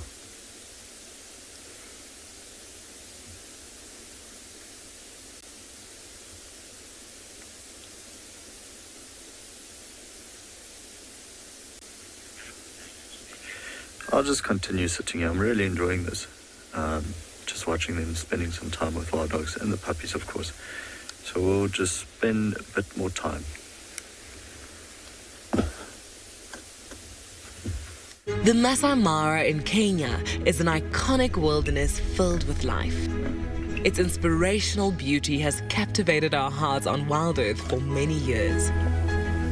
While this season of the world's greatest migration has been missed, WildEarth is preparing a spectacular comeback in 2022. For the first time ever, WildEarth will be running expeditions to Kenya's Masai Mara throughout the 2022 migration season. Hosted by David Githu and Isaac Rotich, you could be a part of the team that shares the wildebeest migration with the world, live on WildEarth's daily safaris.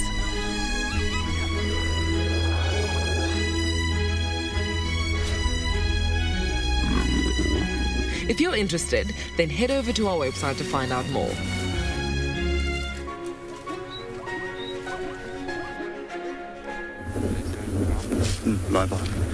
Welcome back to New Bushwalk. We're at the moment watching a small little group of vervet monkeys, which is one of the two monkey species which we have in southern Africa.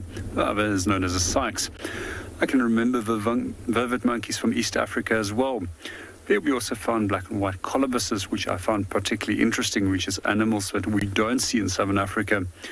Well, baboon species, also known as a chakma baboon down here, compared to in East Africa, where we often see the olive baboons.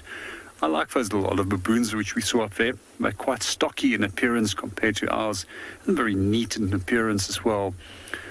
It's quite interesting often just watching primates because they're often doing something. Just like elephants, I can spend hours and hours watching them because their behaviors are so interesting. A little bit earlier, these guys were ball playing, and it's interesting to watch how the small ones often play in a very exaggerated way, but the adults know that they're not being serious. We'll also see them often stopping and grooming one another. And the purpose of this is to remove parasites from one another's coats, but also to build a bond between individuals in the group. So for most people, monkeys can be incredibly pesky around camps, as they often will learn very quickly to raid kitchens as well as tables, and sometimes even get as naughty as jumping on tables. So one of the things that we did a few years ago is we took a leopard poster and we put it next to the high tea table. And for some reason, it freaked up these vervet monkeys. And they decided to stay away from the table. But after a few days, they learned that it's just a picture and that the picture of a leopard is not doing anything. We just want to see if we can regain a visual of them. They're just all moving behind that leadwood tree. Oh, they're actually coming down to have a drink at the water. It's one of the smaller ones coming down.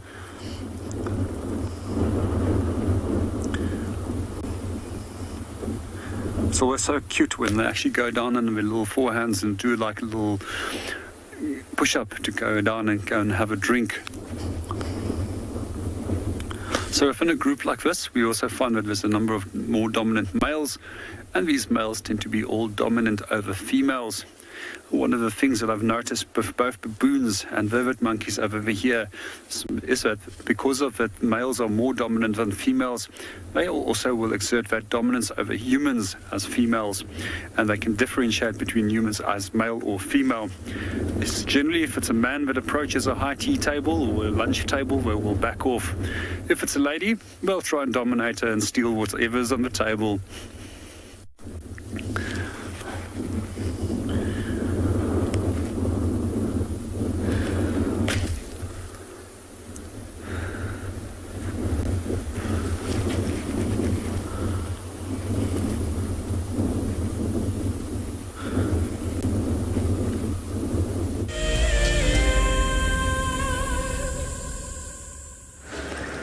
Well, sadly, we haven't come across any living creatures. We just found the remnants of a hyena kill. And it was just some dung that's already started to be calcified, so it's just starting to be white. And then amongst the dung, there was a lot of fur, and then there was also a hoof and some what looked like sort of spine vertebrae. But I think it was either a duiker or an impala that the hyena had gotten hold of a while back, or that had managed to eat. And it's not uncommon to see these parts when around the hyena or the dung. A lot of the times you find it the hair amongst their dung, or they regurgitate or vomit some of the things that they eat that they cannot digest, because even if they've got some of the most powerful gastric juices out there, they still cannot seem to I want to say melt away hoofs and things like that. But I wonder if it's not a kill that because they could have perfectly made the kill. Hyenas can hunt perfectly well. They don't rely on leopards or lions to feed them, or they don't only just scavenge. But I wonder if it's not, because we're not too far from where Tlalamba last had that kill. So I wonder if it's not the case as well that the hyenas got hold of a kill of a leopard somewhere around this general area, because it's quite thick, so could be. Maybe they just found something small and then ate them by themselves.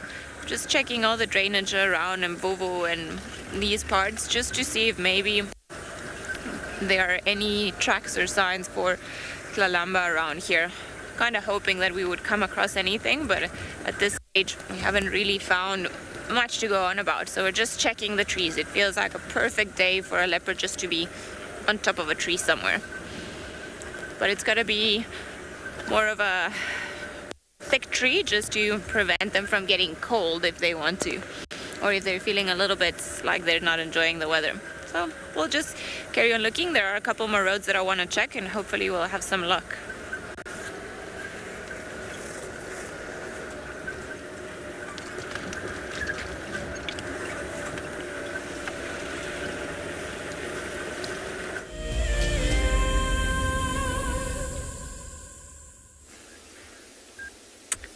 So they're still just playing around. They settled down for a little while, and then an adult approached, and they went towards the adult to beg for food, and the adult bit one of the puppies, saying, "I've got no food." And so now they're just playing with each other again. But honestly, just like normal dogs, they trip over their own feet, over stumps in the long grass, roll over, do somersaults.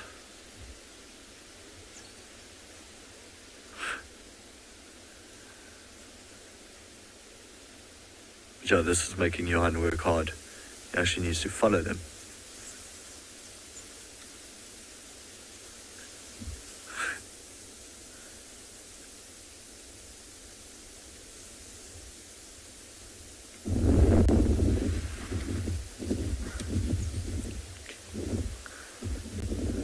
It's fun watching Johan in action. It's fun watching the wild dogs in action.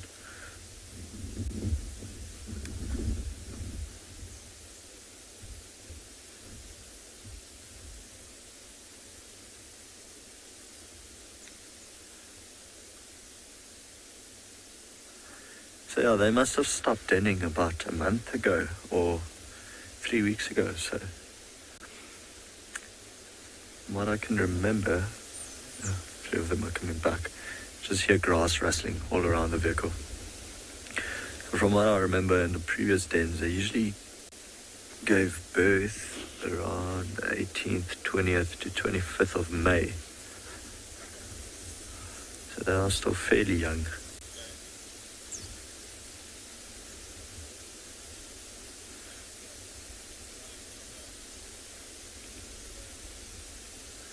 But I wonder if it's a relief for the adults when the puppies grow big enough to actually follow them.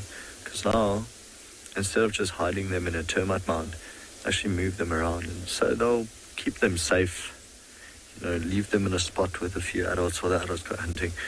But yeah, it gives them new hunting ground again. They don't just need to hunt around the same termite mound the whole time.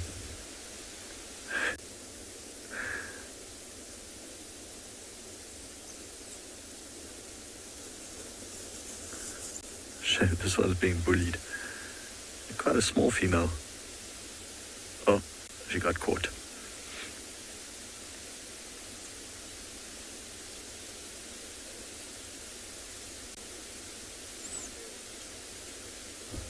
She got beautiful white tips on those tails.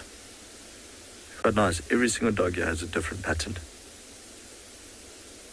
You can see even with those puppies how the one is a little bit more tan, the other one's a lighter color. Of course, this would be dependent on the male's genes. So I'm pretty sure every single male here in this pack would have mated with the alpha female. I remember when I just started guiding, I read that no, it's only the alpha male, the alpha female that would mate. So that's actually the alpha male there, the floppy ears. But then of course, once you start doing this job and you watch wild dog dynamics, every single male would sneakily copulate with the female. So all the puppies left now, they are actually behind us. But give it some time, they might be coming back. See how bloody he still is.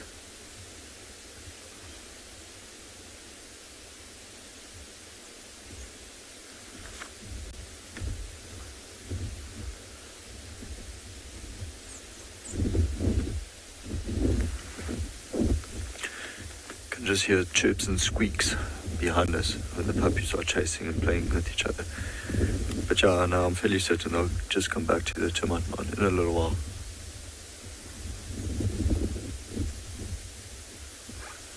Very vulnerable at this age as well. But we've seen it before, quite interesting.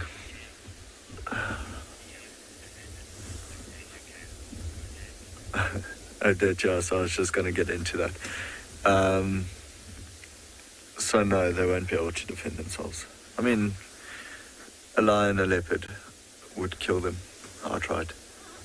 But with hyenas, it's quite interesting to see the relationship, because you'll often have hyenas following packs of wild dogs, of course, because they know the dogs are very successful and they want to steal their carcasses. So we've seen it before where a pack of wild dogs left the puppies in an area and there were hyenas in the area as well. And it's like the adults attacked the hyenas and putting them in their place, and then, yeah, just left the puppies in the same area with the hyenas sleeping nearby. And they were perfectly fine. The hyenas never tried to attack the puppies, even though absolutely they'd be able to kill one.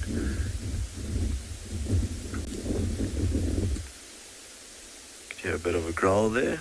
It wakes up all the other adults.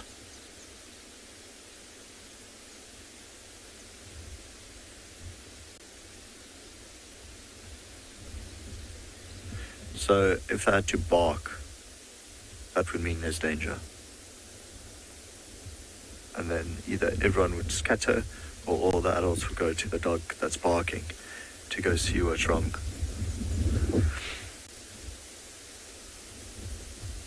Shame, I wonder if this one's hearing is impacted because its ears are flopped over.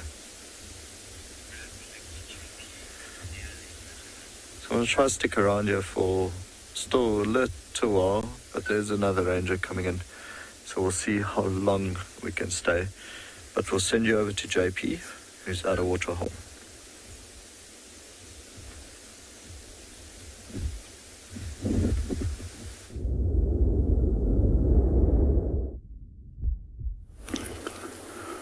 Welcome back on Bushwalk. Craig just discovered a little frog that's in a crevice of his mud, cracks, and he's decided to try and film it for you. It's quite a tricky shot, so he's going to try and keep the camera still as long as possible for us. So what we find is at the moment is that it's still quite cool, and therefore there's an inactivity of frogs. However, on quite a few of the last warm evenings, we started hearing some of the toads actually starting to call.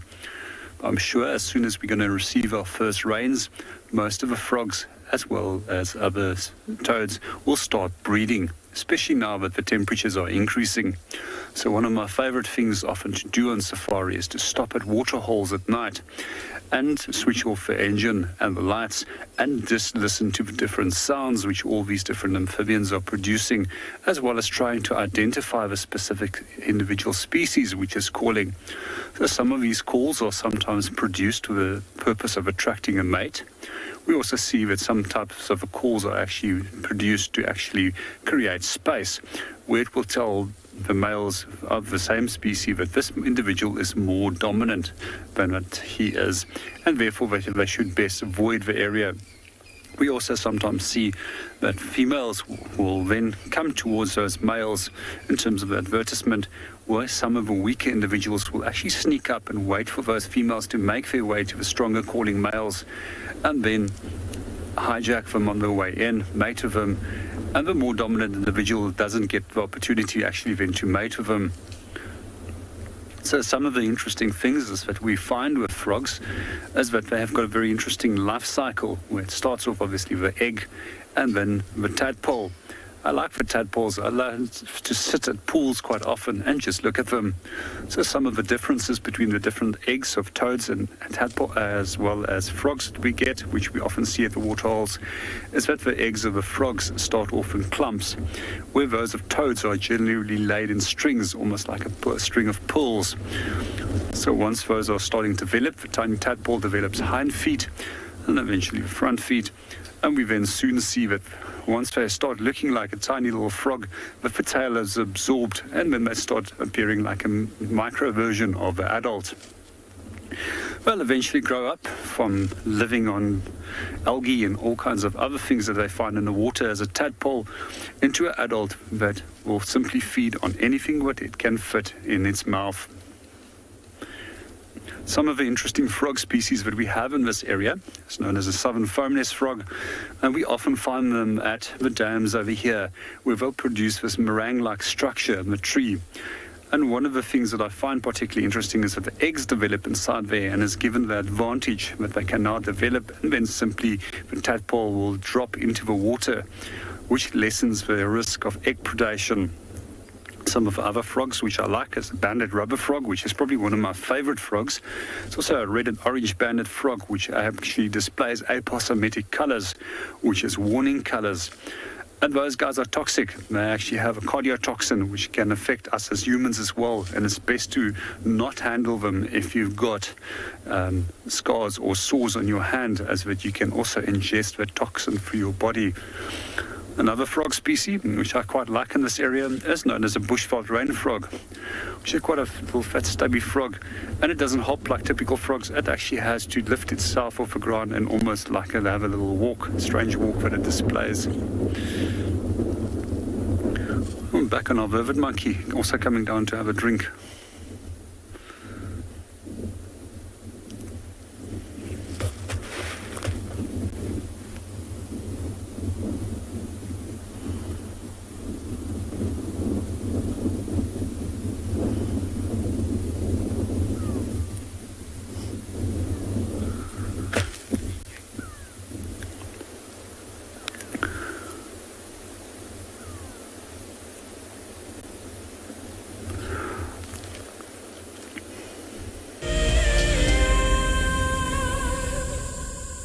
The Masai Mara in Kenya is an iconic wilderness filled with life.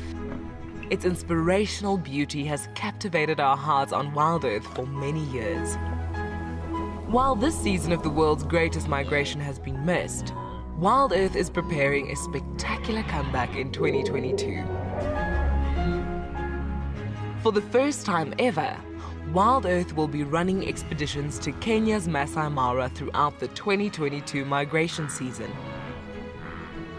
Hosted by David Githu and Isaac Rotich, you could be a part of the team that shares the wildebeest migration with the world, live on WildEarth's daily safaris.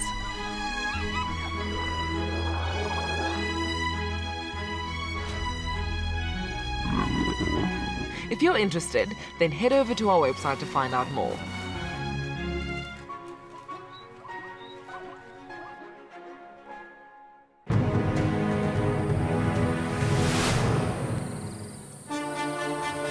It's day one of the annual South African Guide of the Year competition, and our first foot into this competition this morning is all about tracks and signs. We're going to call you in one at a time. Just look at it, the information will be there. Our 5 guides have been tasked by the judges at figuring out who is what is who, and where they go in the bush. It's either Franklin or guinea fowl, but because of the volume of other deposits in the area, we went with guinea fowl.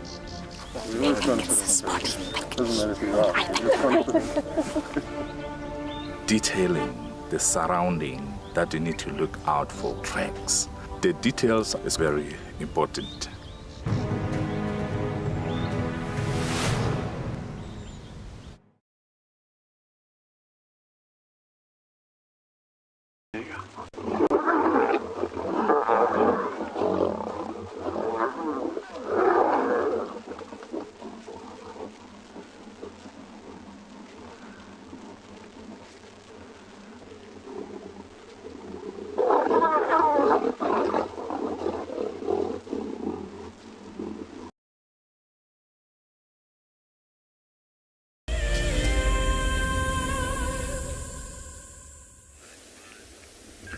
Oh, he's just having a good scratch.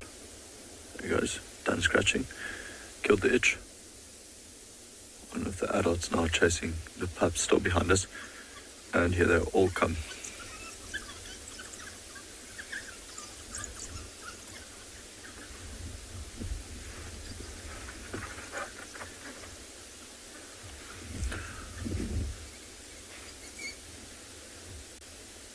It was regurgitated, just a small amount. There wasn't that much fighting. But there's still action. They're actually starting to settle down, just in the little riverbed behind us, until this adult woke up.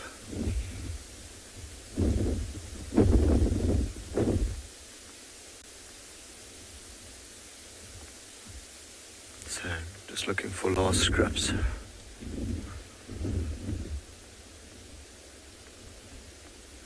Actually, it's a very tough life. Imagine, if the adults aren't able to kill something for 2 or 3 days, it means the pups don't eat either.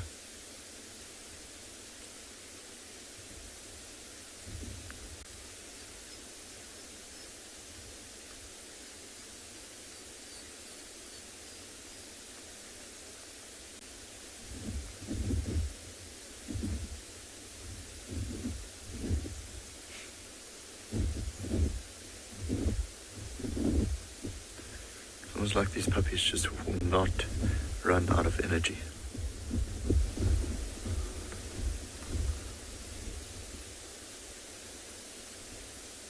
Although they probably sleep quite well at night, whereas the adults have to be more aware.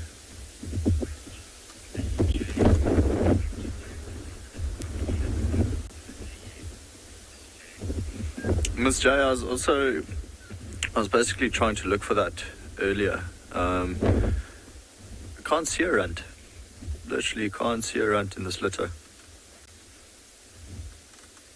I mean, the one that was being chased then eventually just started chasing the other ones as well, so it doesn't look like there's one that is significantly smaller or weaker than the rest of the pups.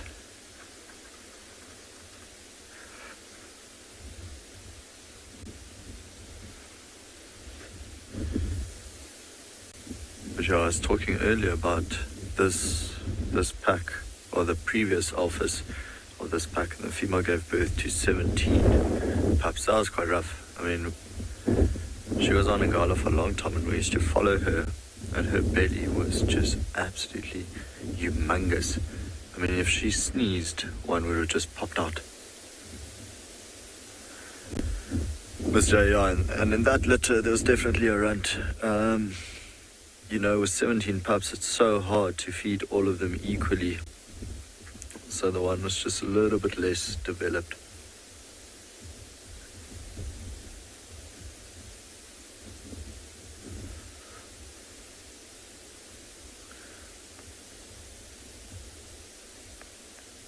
It seems like the pups have now also kind of started settling down, which is good for us. Well, as I say that, they start playing.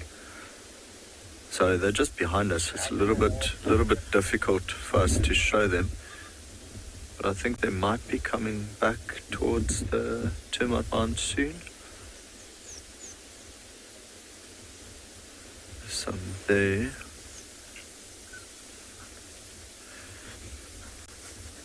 Literally playing around in a mopani thicket.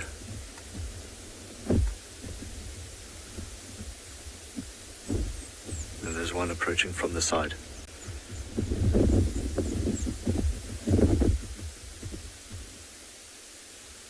That belly looks quite full.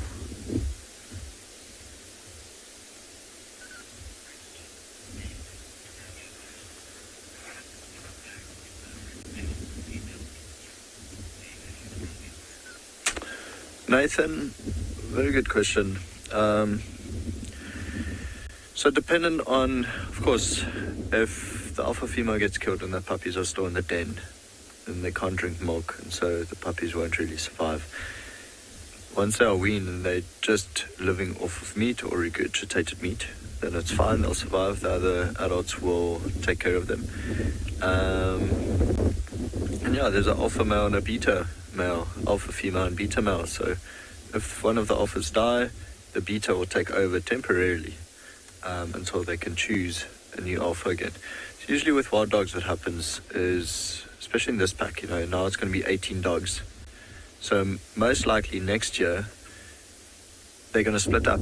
Males will go one way, females will go the other way, and then the females from this pack will join up with males from another pack, and the males from this pack will then join up with females from another pack. And so there's a bit of genetic diversity. The thing is, in Kruger National Park, with only 350 to 450 dogs around, the genes aren't that diverse anymore, which is quite sad. So which is why you don't really see dogs surviving. Well, that's why their maximum age or average age of death is around 5 to 7 years in Kruger.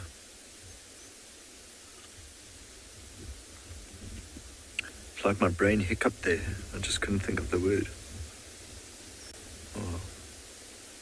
Yeah, and there's an adult dog about a meter behind you. Just lay down.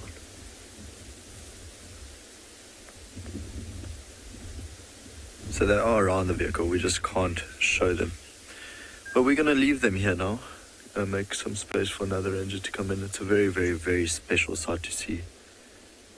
But yeah, what a very cool morning. So we'll send you over to John T.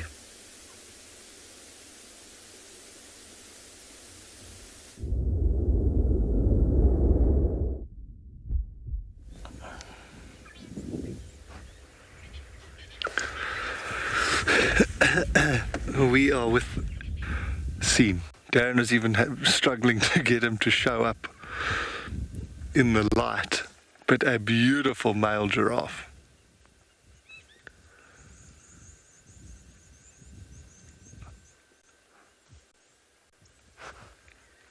Love watching the fork-tailed drongos as they fly right behind where the giraffe's walking. Okay, scratching. So he's walking over that. He's going to scratch his stomach on that.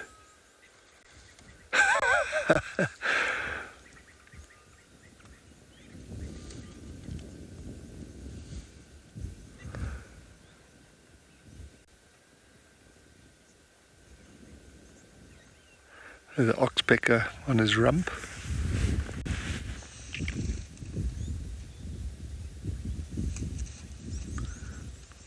The pattern is so cool. Oh, that couldn't have felt too good.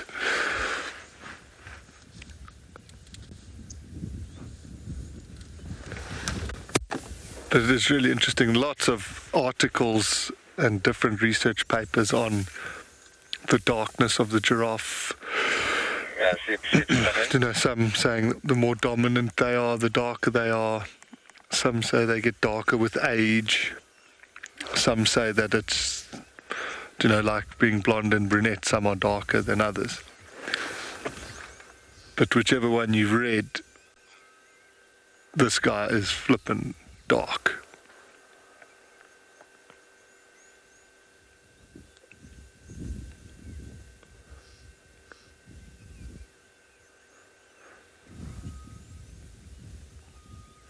I think I've mentioned it before, but sometimes you get these things that are a bit unusual. I remember one at Phinda that had a long blonde mane.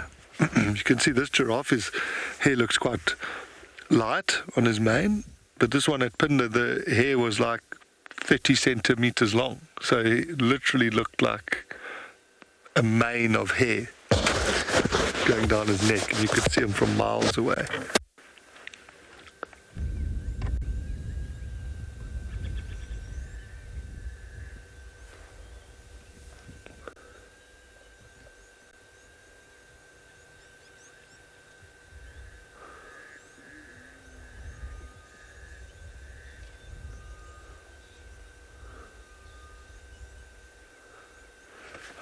Don't go behind the bush.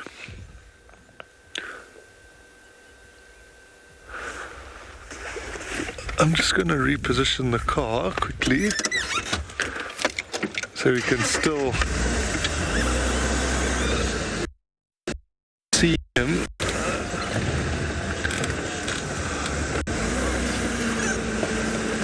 You get him through there, Darren. You see how tall he is when they lift their head straight up like that.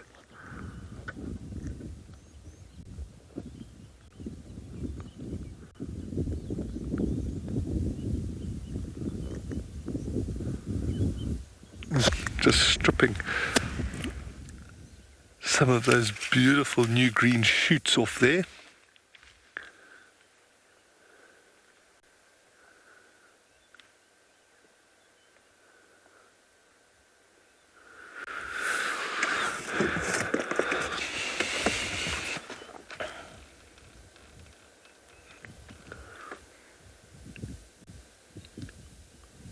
Is ridiculous. Yeah, Darren's just pointing, he's got holes in his ears. I wonder, that could be from fights or getting hooked on, you know, branches. That tree he's feeding on there is full of thorns. So when they swing their heads and hit each other, it could end up putting a hole in the ear, I'm sure. We're just going to enjoy watching him feeding for a little bit, and then we're going to continue.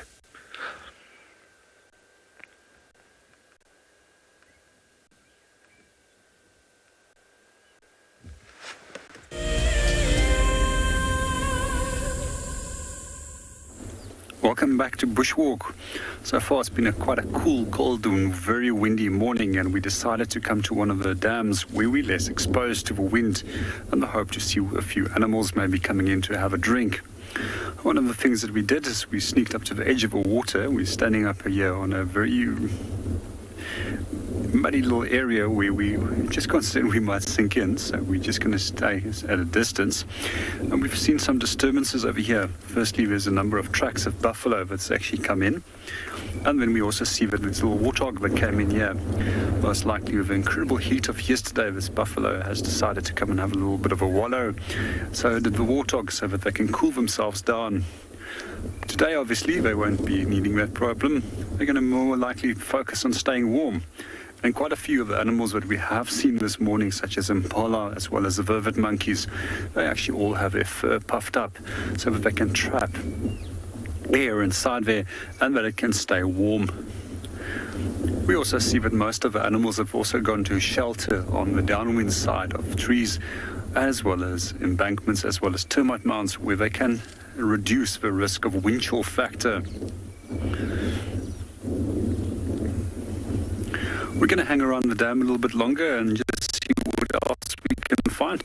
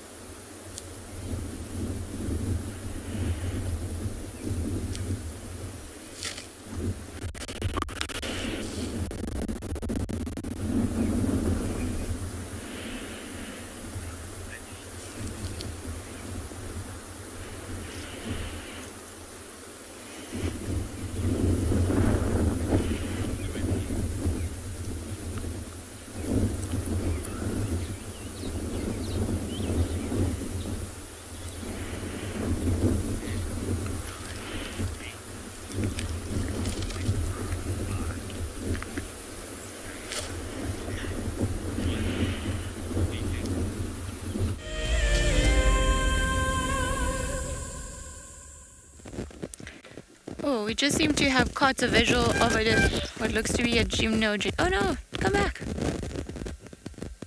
Which is a raptor, the African harrier hawk, and it's a very beautiful one. I'm just gonna try to reverse, because I think it's busy foraging or looking for food inside of the tree.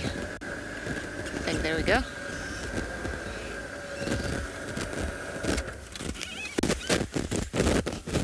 Oh no.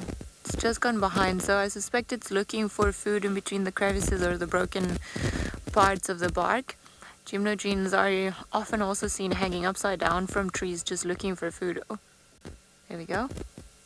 It's just holding on and then looking for anything that it might be able to eat in there. And I saw a southern black tit, I think, 2 of them not too far. So maybe they've got a nest somewhere. And the gymnogene is just looking for it because it's very interested in that tree. Just perhaps looking for all the options that might be in there. Sorry, and I shouldn't call it a gymnogene. That's the old name before they changed all the bird names. It's now called an African harrier hawk. Oh. I don't know if maybe it found something in there because it seems it stopped moving and it's got its wings in a funny position to, I would imagine, balance itself.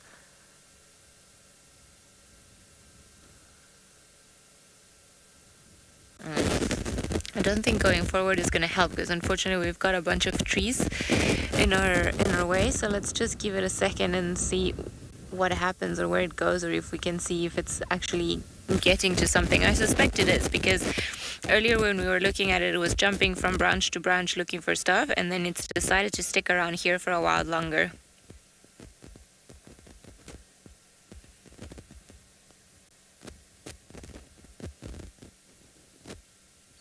The Masai Mara in Kenya is an iconic wilderness filled with life. Its inspirational beauty has captivated our hearts on WildEarth for many years. While this season of the world's greatest migration has been missed, WildEarth is preparing a spectacular comeback in 2022. For the first time ever, WildEarth will be running expeditions to Kenya's Masai Mara throughout the 2022 migration season. Hosted by David Githu and Isaac Rotich, you could be a part of the team that shares the wildebeest migration with the world, live on WildEarth's daily safaris.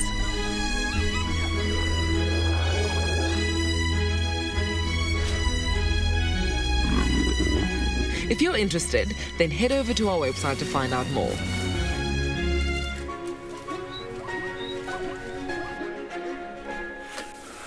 So as we were about to leave, we heard another adult calling in the distance.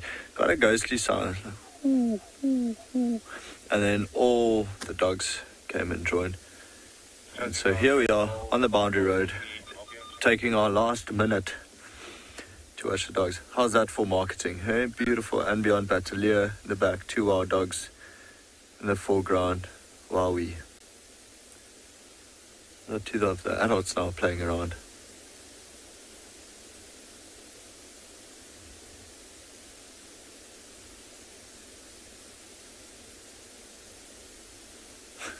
See the puppy just running in there from the back. I mean, the sight to have all these dogs just lying on a road, out in the open, it is wonderful.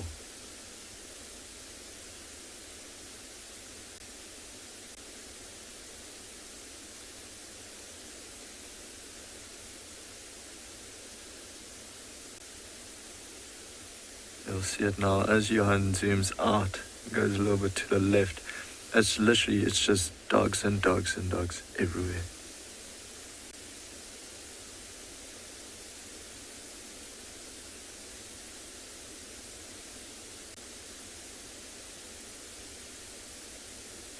Like everyone's got renewed energy.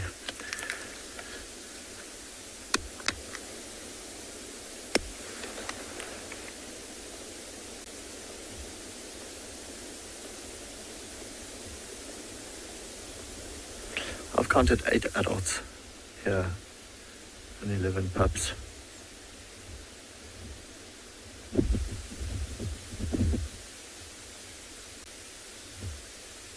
Yeah, alpha male, alpha female.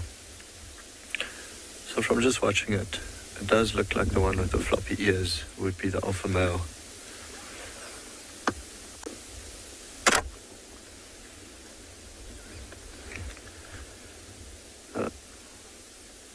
I wonder if they're going to decide to come this way now.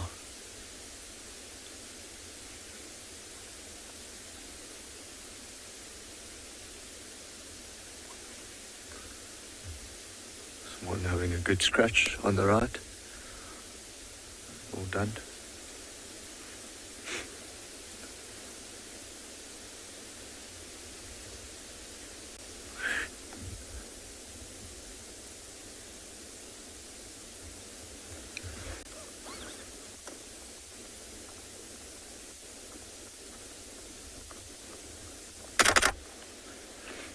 Nice to catch them playing. But yeah, just like normal dogs, they all jump up against each other.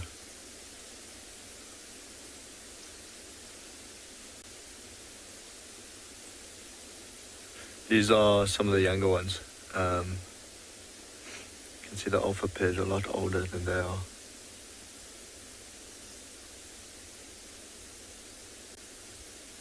I was astounded. Wild dogs just literally, it always looks like they have the best teeth.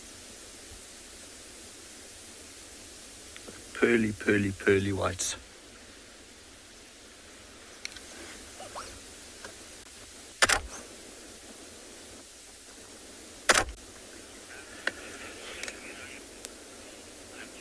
Okay, so now I'll be leaving them. It was wonderful. I'm going to send you to Ali with her Harrier hawk. She seems still hunting.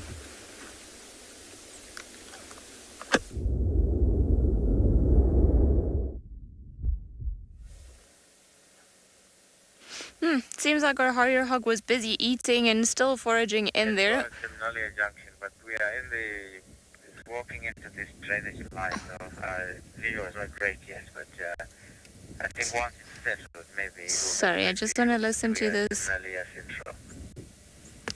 Okay, copy. I was just listening to an update on the radio about a potential leopard, but I think it's just out of the RS signal range. It's been quite quiet this morning, not too much happening in terms of the big cats, and I know we've all sort of been kind of trying to follow up in different areas, but no luck so far. Reports were from the torch routes far into the eastern side of Buffelshoek, so maybe there will be around. Sorry, I've just got to get on the Jonty, who's also trying to. Negative. I suspect it's inside of Buffelshoek though.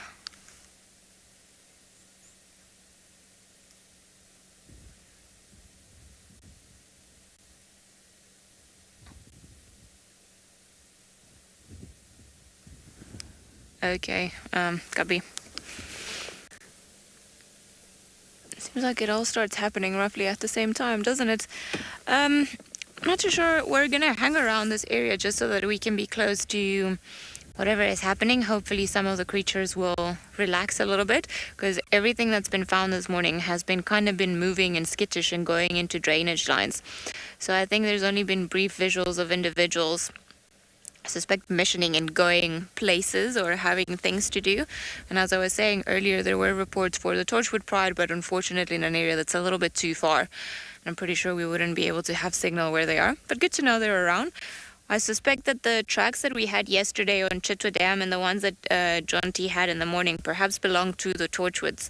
They've sort of come into that area before, and maybe from Chitwa they went to Annette's and then back, because they definitely did not go in the same direction as where the Nkuhuma Pride was. And they were not too close to one another, but definitely close enough that they had to pay attention to their surroundings. As I think the Torchwoods have also been seen with youngsters, and well, we know the Nkuhumas have got all those little ones, so for them it's also they will have to be careful or watch out for the Talamatis and the Torchwoods if they start pushing into their boundaries.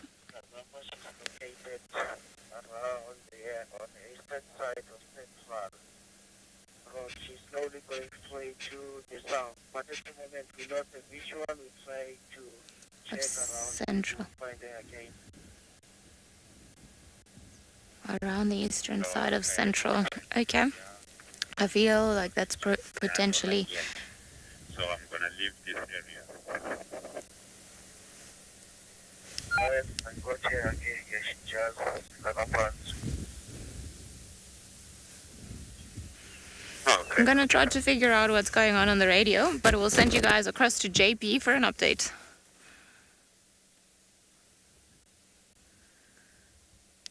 Mike, Ferrari Mike.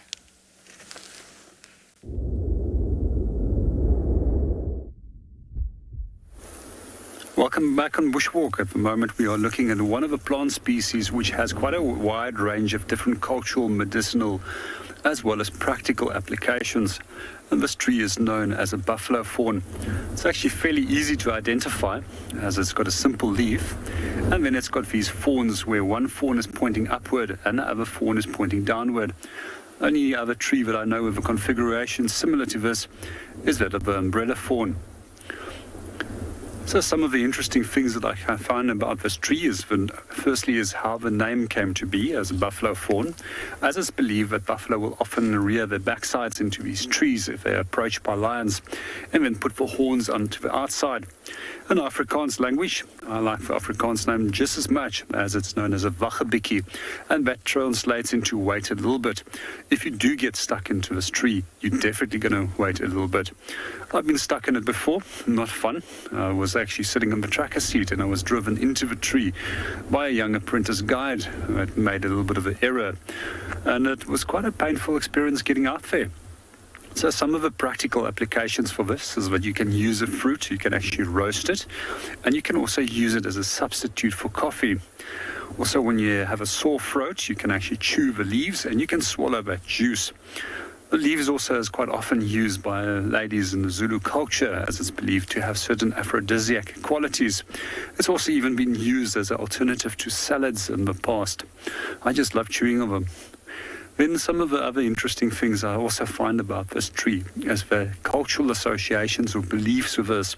So in many of the African cultures within Southern Africa, it is believed if you pass away, that a relative will then use one of these trees, come and wave it inside the room where the person has passed away to capture his soul. This is then used to transport him back to where he has been born. And this will then often be planted on top of his grave. We also find that there's another interesting belief about this. It's because of the zigzag way that the branches split off, that it can actually conduct lightning, and that it is actually safe to hide underneath it. However, I wouldn't do that.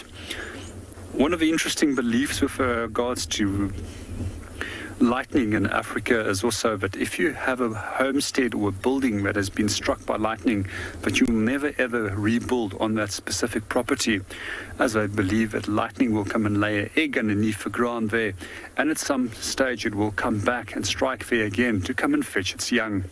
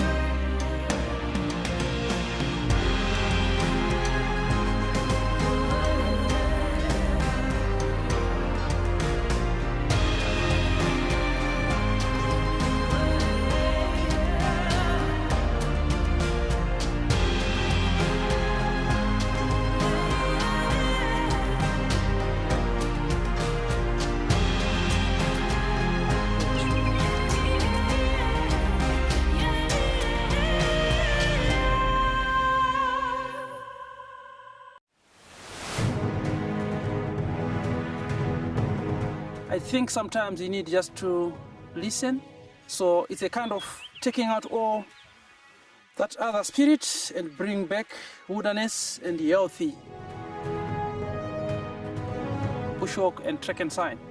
I'm sure I'm good at that. I spend most of my time on the ground since I was a young boy, so I think I'm good with that. Actually, I'm not much nervous of any category. Just take it as it is. Yeah.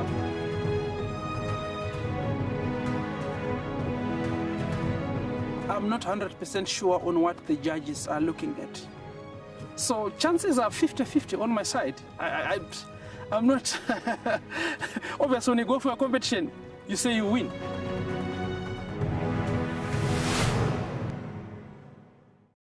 I've seen something I've never seen here before.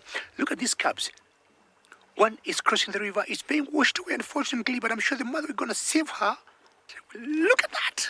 How beautiful. Look at that. One crossing, two to go.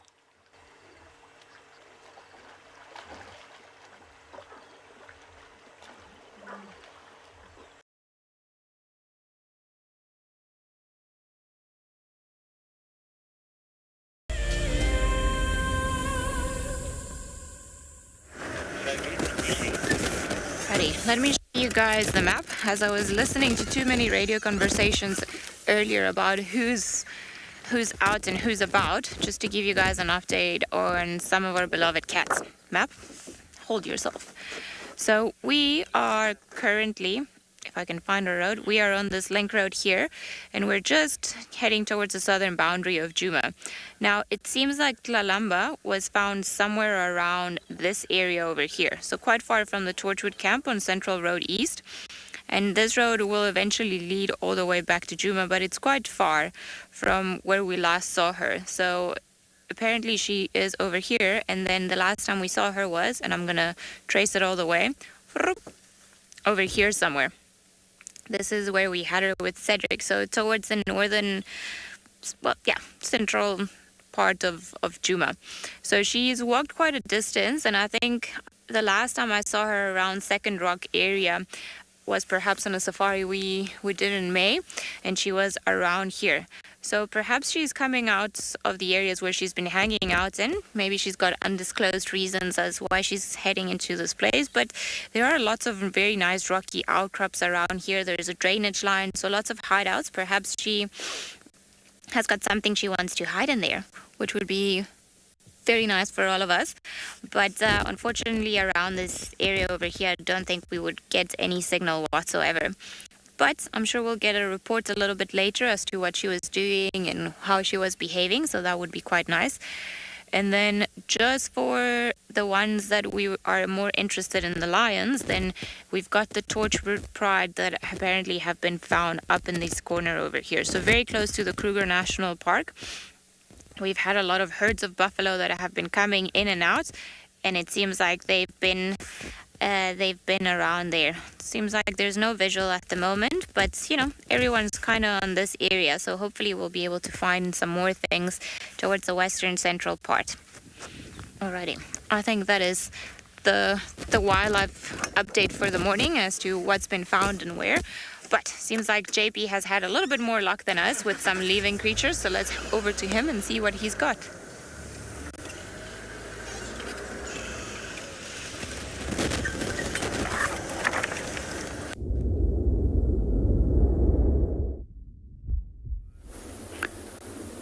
Welcome back on Bushwalk, yes, and we've absolutely had a lot of luck this morning. We're having some more elephants again, and we just saw them approaching from a distance. And I always find it fascinating to watch elephants as that they approach water.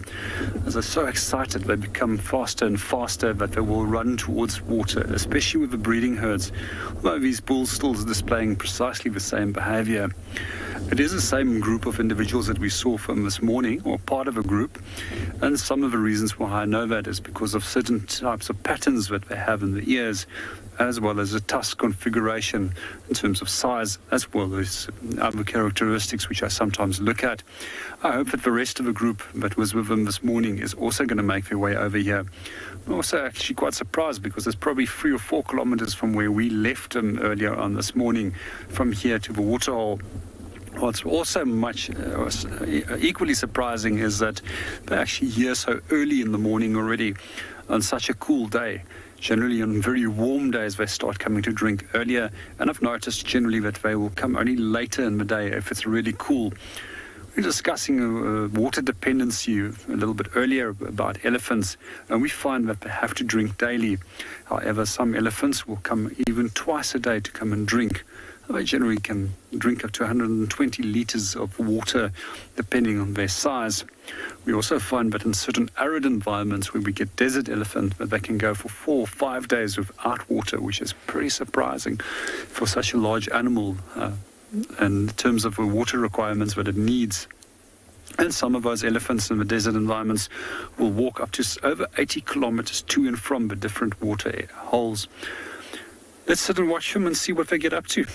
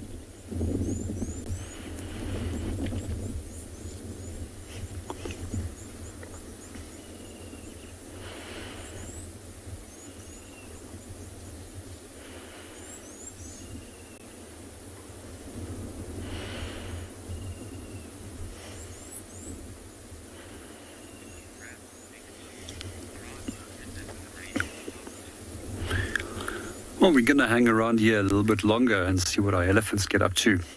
Let's go and see what the Phinda team is up to.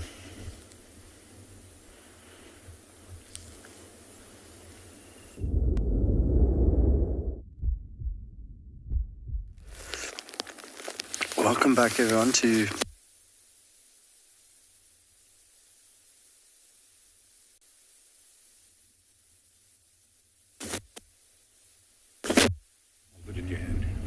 better. Sorry, trouble with the mark pack.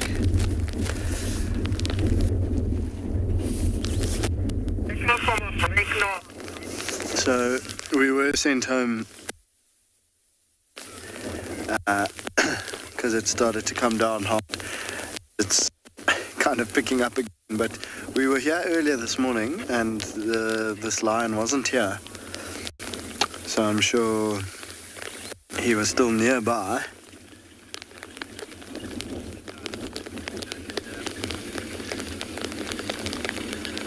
Just busy digesting his wildebeest. Oh, look at how he picks up that whole carcass.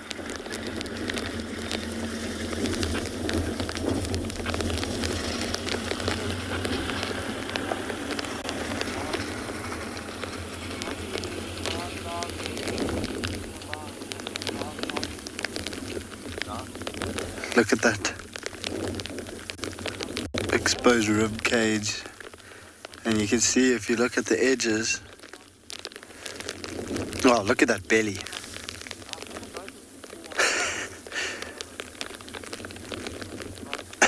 It's like he's got a soccer ball in there.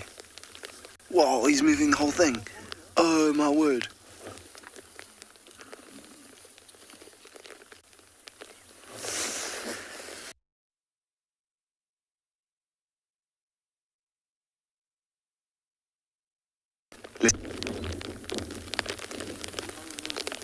Here we go.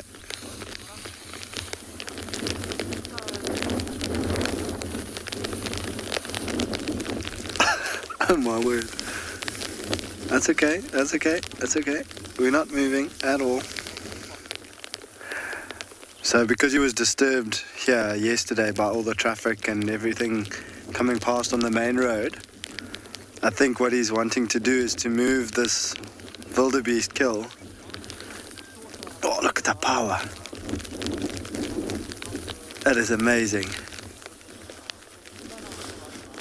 He's wanting to move it to the same tree, or sorry, to the same thicket that he was resting in during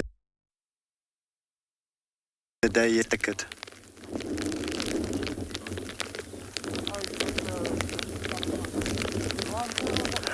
Here he goes again. Get the power.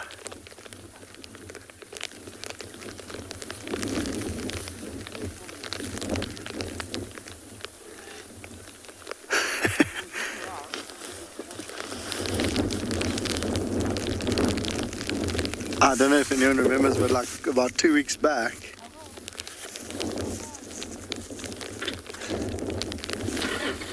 we saw one of the north males dragging a zebra. So this male obviously deciding not to be shown up by that north male. He's doing a bit of moving of his own. So I think we're going to try to reposition because he's got quite a long way to go to the tree line. And while we reposition, I'm going to send you across to John T.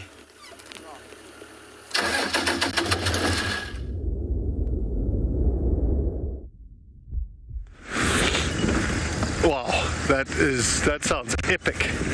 Is it a fully grown wildebeest, I wonder? But that is a very cool thing to see, a male lion picking up a carcass and moving it. You realize how powerful they actually are. I must say, I wouldn't mind seeing that right now. We've had a slightly quiet morning,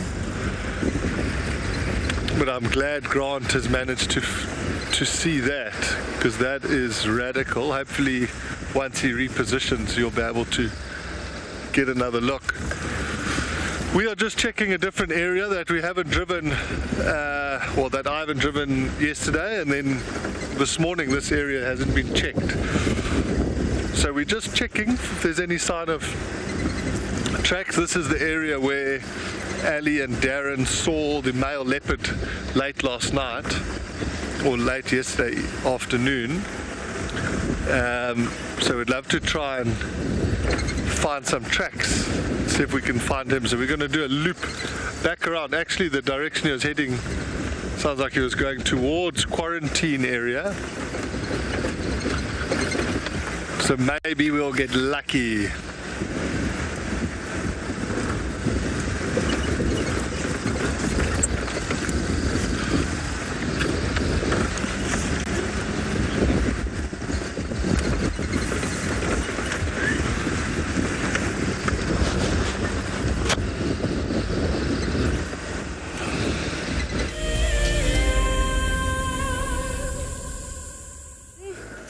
John T. It's been a quiet day today on Djuma's side, but animals did work overtime yesterday, so I suppose we can let them off the hook just this one. They mustn't get used to it.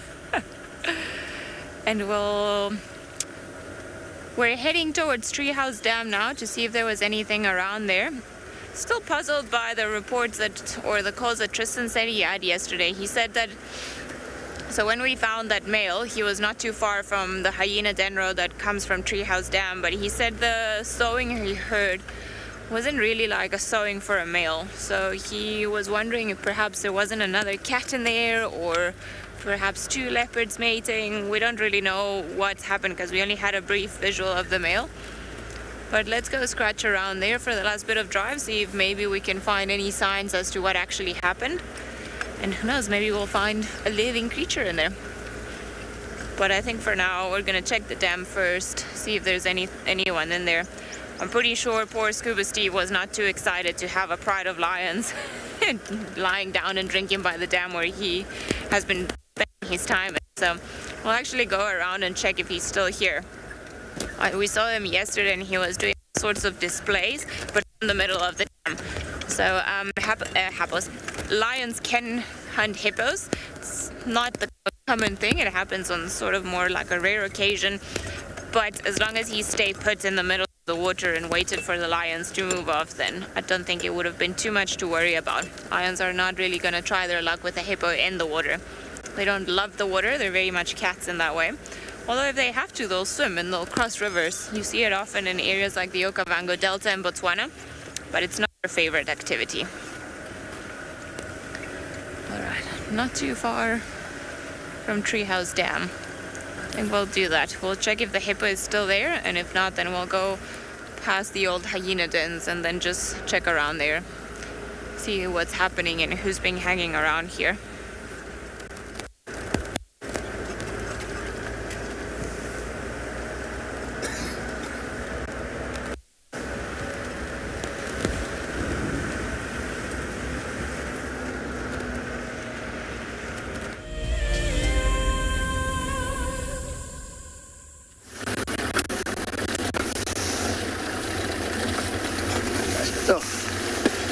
To stop here, I'm not too sure what he's going to do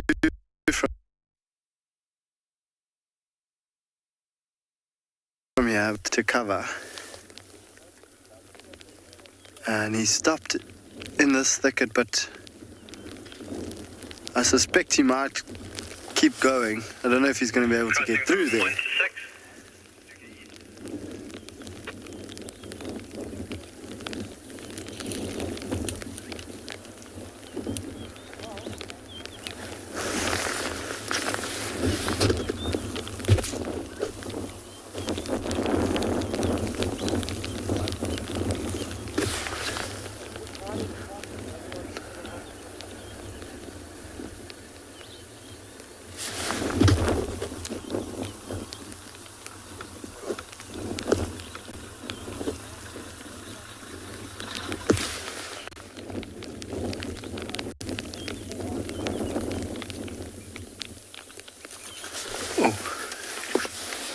Sure, let me go back a little bit.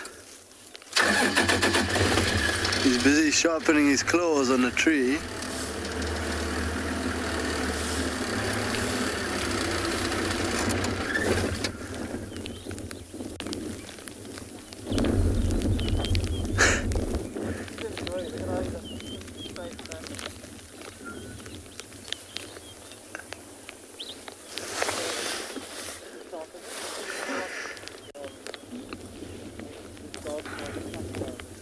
Yeah, look at that raw bark that's been exposed by those claws.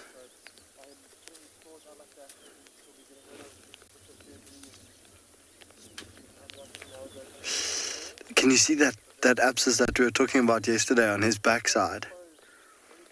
It almost looks like it's grown a little bit, like a tennis ball stuck in there.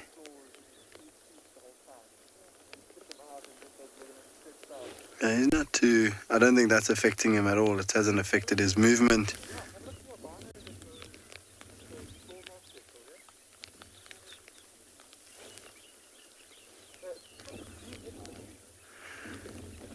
It seems like he has decided that this is a good or suitable spot for his wildebeest carcass. I think he's just surveying the scene that nothing was able to see or detect him bringing it to where he stopped now. I suspect he's going to find a spot to lie down. He's going exactly where he lay yesterday. Look, lie down. Doof. Okay, keeping an eye on his wildebeest. So there is a gap around the corner. I'm going to just move us forward a little bit. That was amazing to see the strength of that lion picking up the wildebeest like that. There's not too much left of that wildebeest, but still probably, I'd estimate, close to 40 or 50 kilograms of meat. It's going to be quite a tight gap here, but I think we might be able to see him, or part of him. Hopefully if he lifts his head up, we'll be able to see him. He's just grooming himself for now. But he's lying exactly where he was yesterday. So he obviously feels comfortable with this thicket.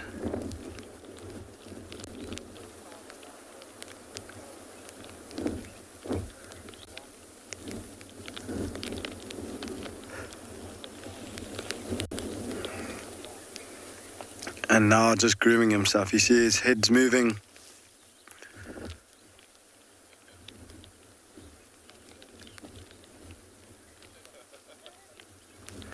So he's just licking his paws, cleaning the blood off. And I think this is going to be his spot for the day. There's quite a breeze blowing still, and we're getting rain on and off. Shame Owens had to wipe the camera every now and then because the lens, especially when we're facing into the wind, the lens is getting covered in water. But for now, it's not raining. But that male lion's got some good cover there.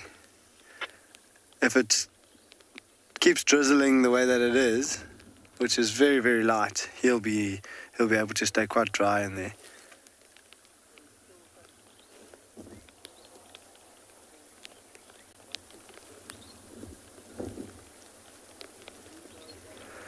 Sure. Well, I'm very glad we got to see him in the thick of things, moving his, well, not in the thick of things actually, out in the open, moving his wildebeest, but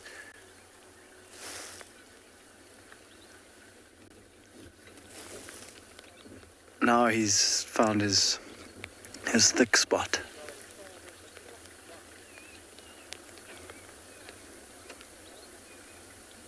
Interesting how he lay down facing the direction of his wildebeest.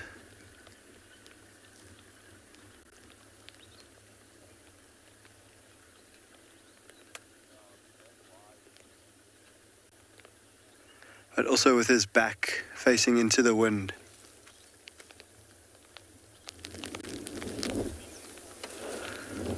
From here, I think this lion is going to, once he's finished grooming himself, he's probably just going to flop over in that thicket like we saw him lying completely flat yesterday. And I'm sure he's going to spend the rest of the day there. He's got his wildebeest stashed, so he doesn't have anything else to worry about for today except for to rest and digest.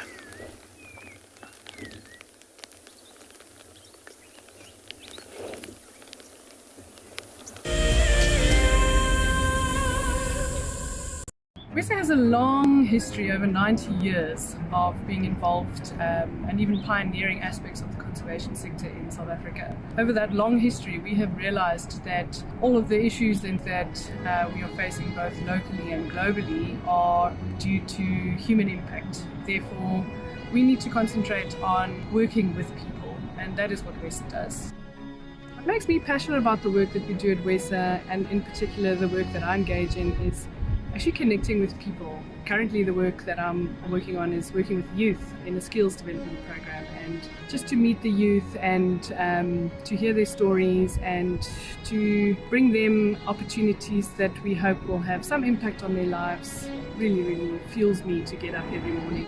A huge shout out to the women that I work with, as well as to all the women that are contributing hugely within the environmental sector, both in South Africa and in the world.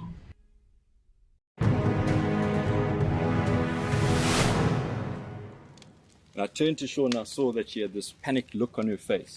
Either she was afraid that something had happened, or she was afraid that she was going to miss out on something. But instead of her missing out on those lions, we drove up next to them and I switched off the car so that she could hear what was going on. Now, these lions had killed a kudu, and she could hear these two cubs, both 8 months old at the time, busy pushing and shoving each other out the way to get to the best parts of the meat. And the mom was lying just to the side in the shade. Now, I'd known that before losing her sight, Shaun probably knew what a lion looked like. But I really wanted her to know what this lion looked like.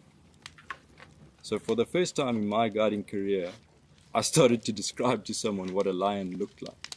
And I found that, I started to notice things in that lion that I'd never seen before.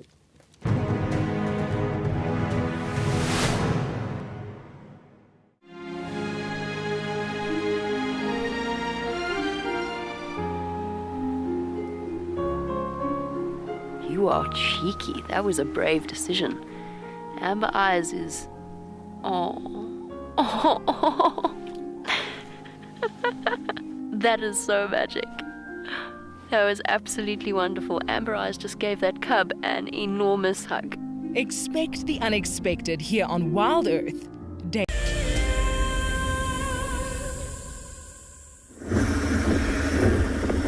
So what a beautiful morning. Meanwhile, dogs, male lion dragging a wildebeest, crocodile, hippo, African harrier hawk, elephant. Just what we needed, just what the doctor ordered. Sadly, we never got to any of the boundaries, well, the northern boundary and the western boundary, to see if we can find tracks of the Torchwood male or the Birmingham young male. But it is what it is. Definitely worth it to spend time with such a beautiful pack of wild dogs. We are now in the Timbavati River, actually starting to make our way back towards camp. Just thought we'd check here, see if we can find any tracks of Ngala female or her previous youngster. But so far, no luck. Quite a few wildebeest and buffalo that move through here, and they drag their feet. So every time you stop and you make sure it's not a drag mark of a carcass being dragged through the river. We checked every large jackalberry, see if we can find anything hanging there, and none of that either. Saying that, though, along the river, it is thick enough if she had a carcass, just to hide it in a bush somewhere. Not really necessary to take it up a tree at all. Definitely one of my favorite things to do on Ngala is drive the Timbavati. And soon we'll be seeing rain, and then when this starts flowing, we'll have to wait probably a couple of months before we can drive it again. Then comes the fun task of making this two-track. I'm just going to go into first gear here. This sounds quite soft. Slowly make it up this hill. I once had guests that had to push me up a hill because there were 11 of them. So they pushed me up the hill, and as we plateaued, there was a male lion sleeping. Well, not sleeping anymore, so he woke up and he was just staring at all of us. It was absolutely hilarious. I enjoyed it. They got quite a fright. I think the male lion enjoyed it as well. There's a breeding herd of elephants right ahead of us. But anyway, it's been lovely. Beautiful, beautiful, beautiful morning. Also nice seeing all of you again on WildEarth. I won't be on this afternoon. Someone else will take over. But we're going to send you over to Grant, who's still with his male lion.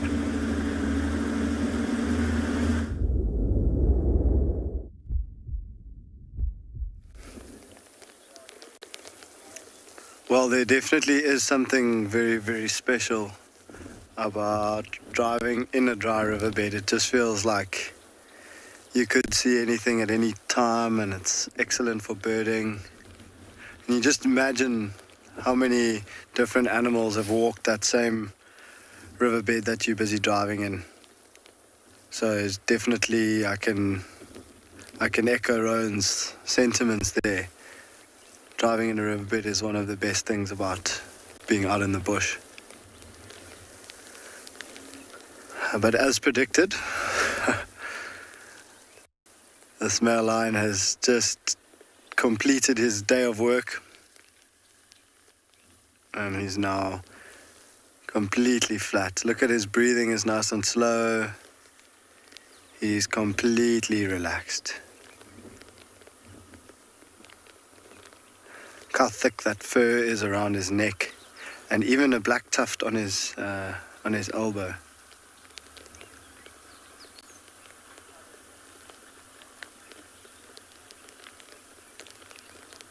Oopsie. There is another vehicle approaching, which is what has made him sit up. Just checking what's going on.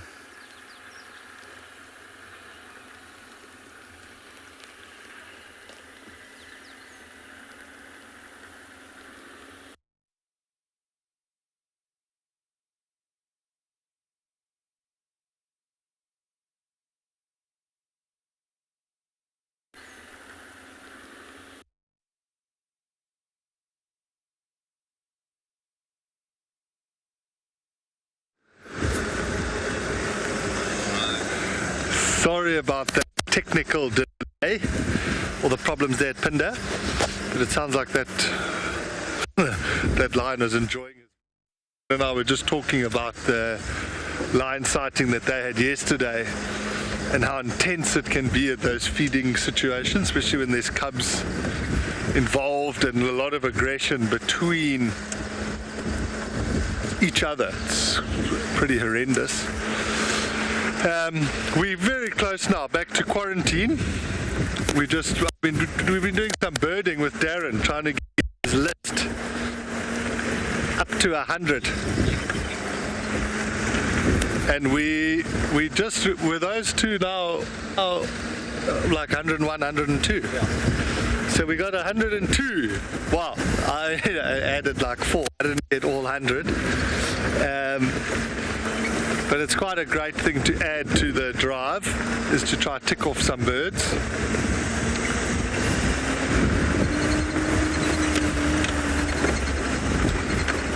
And often when you stop for birds, you know, some other things can pop out. But thank you very, very much for joining us this morning. It's been superb having you with us. And please join us this afternoon, where we will be doing it again.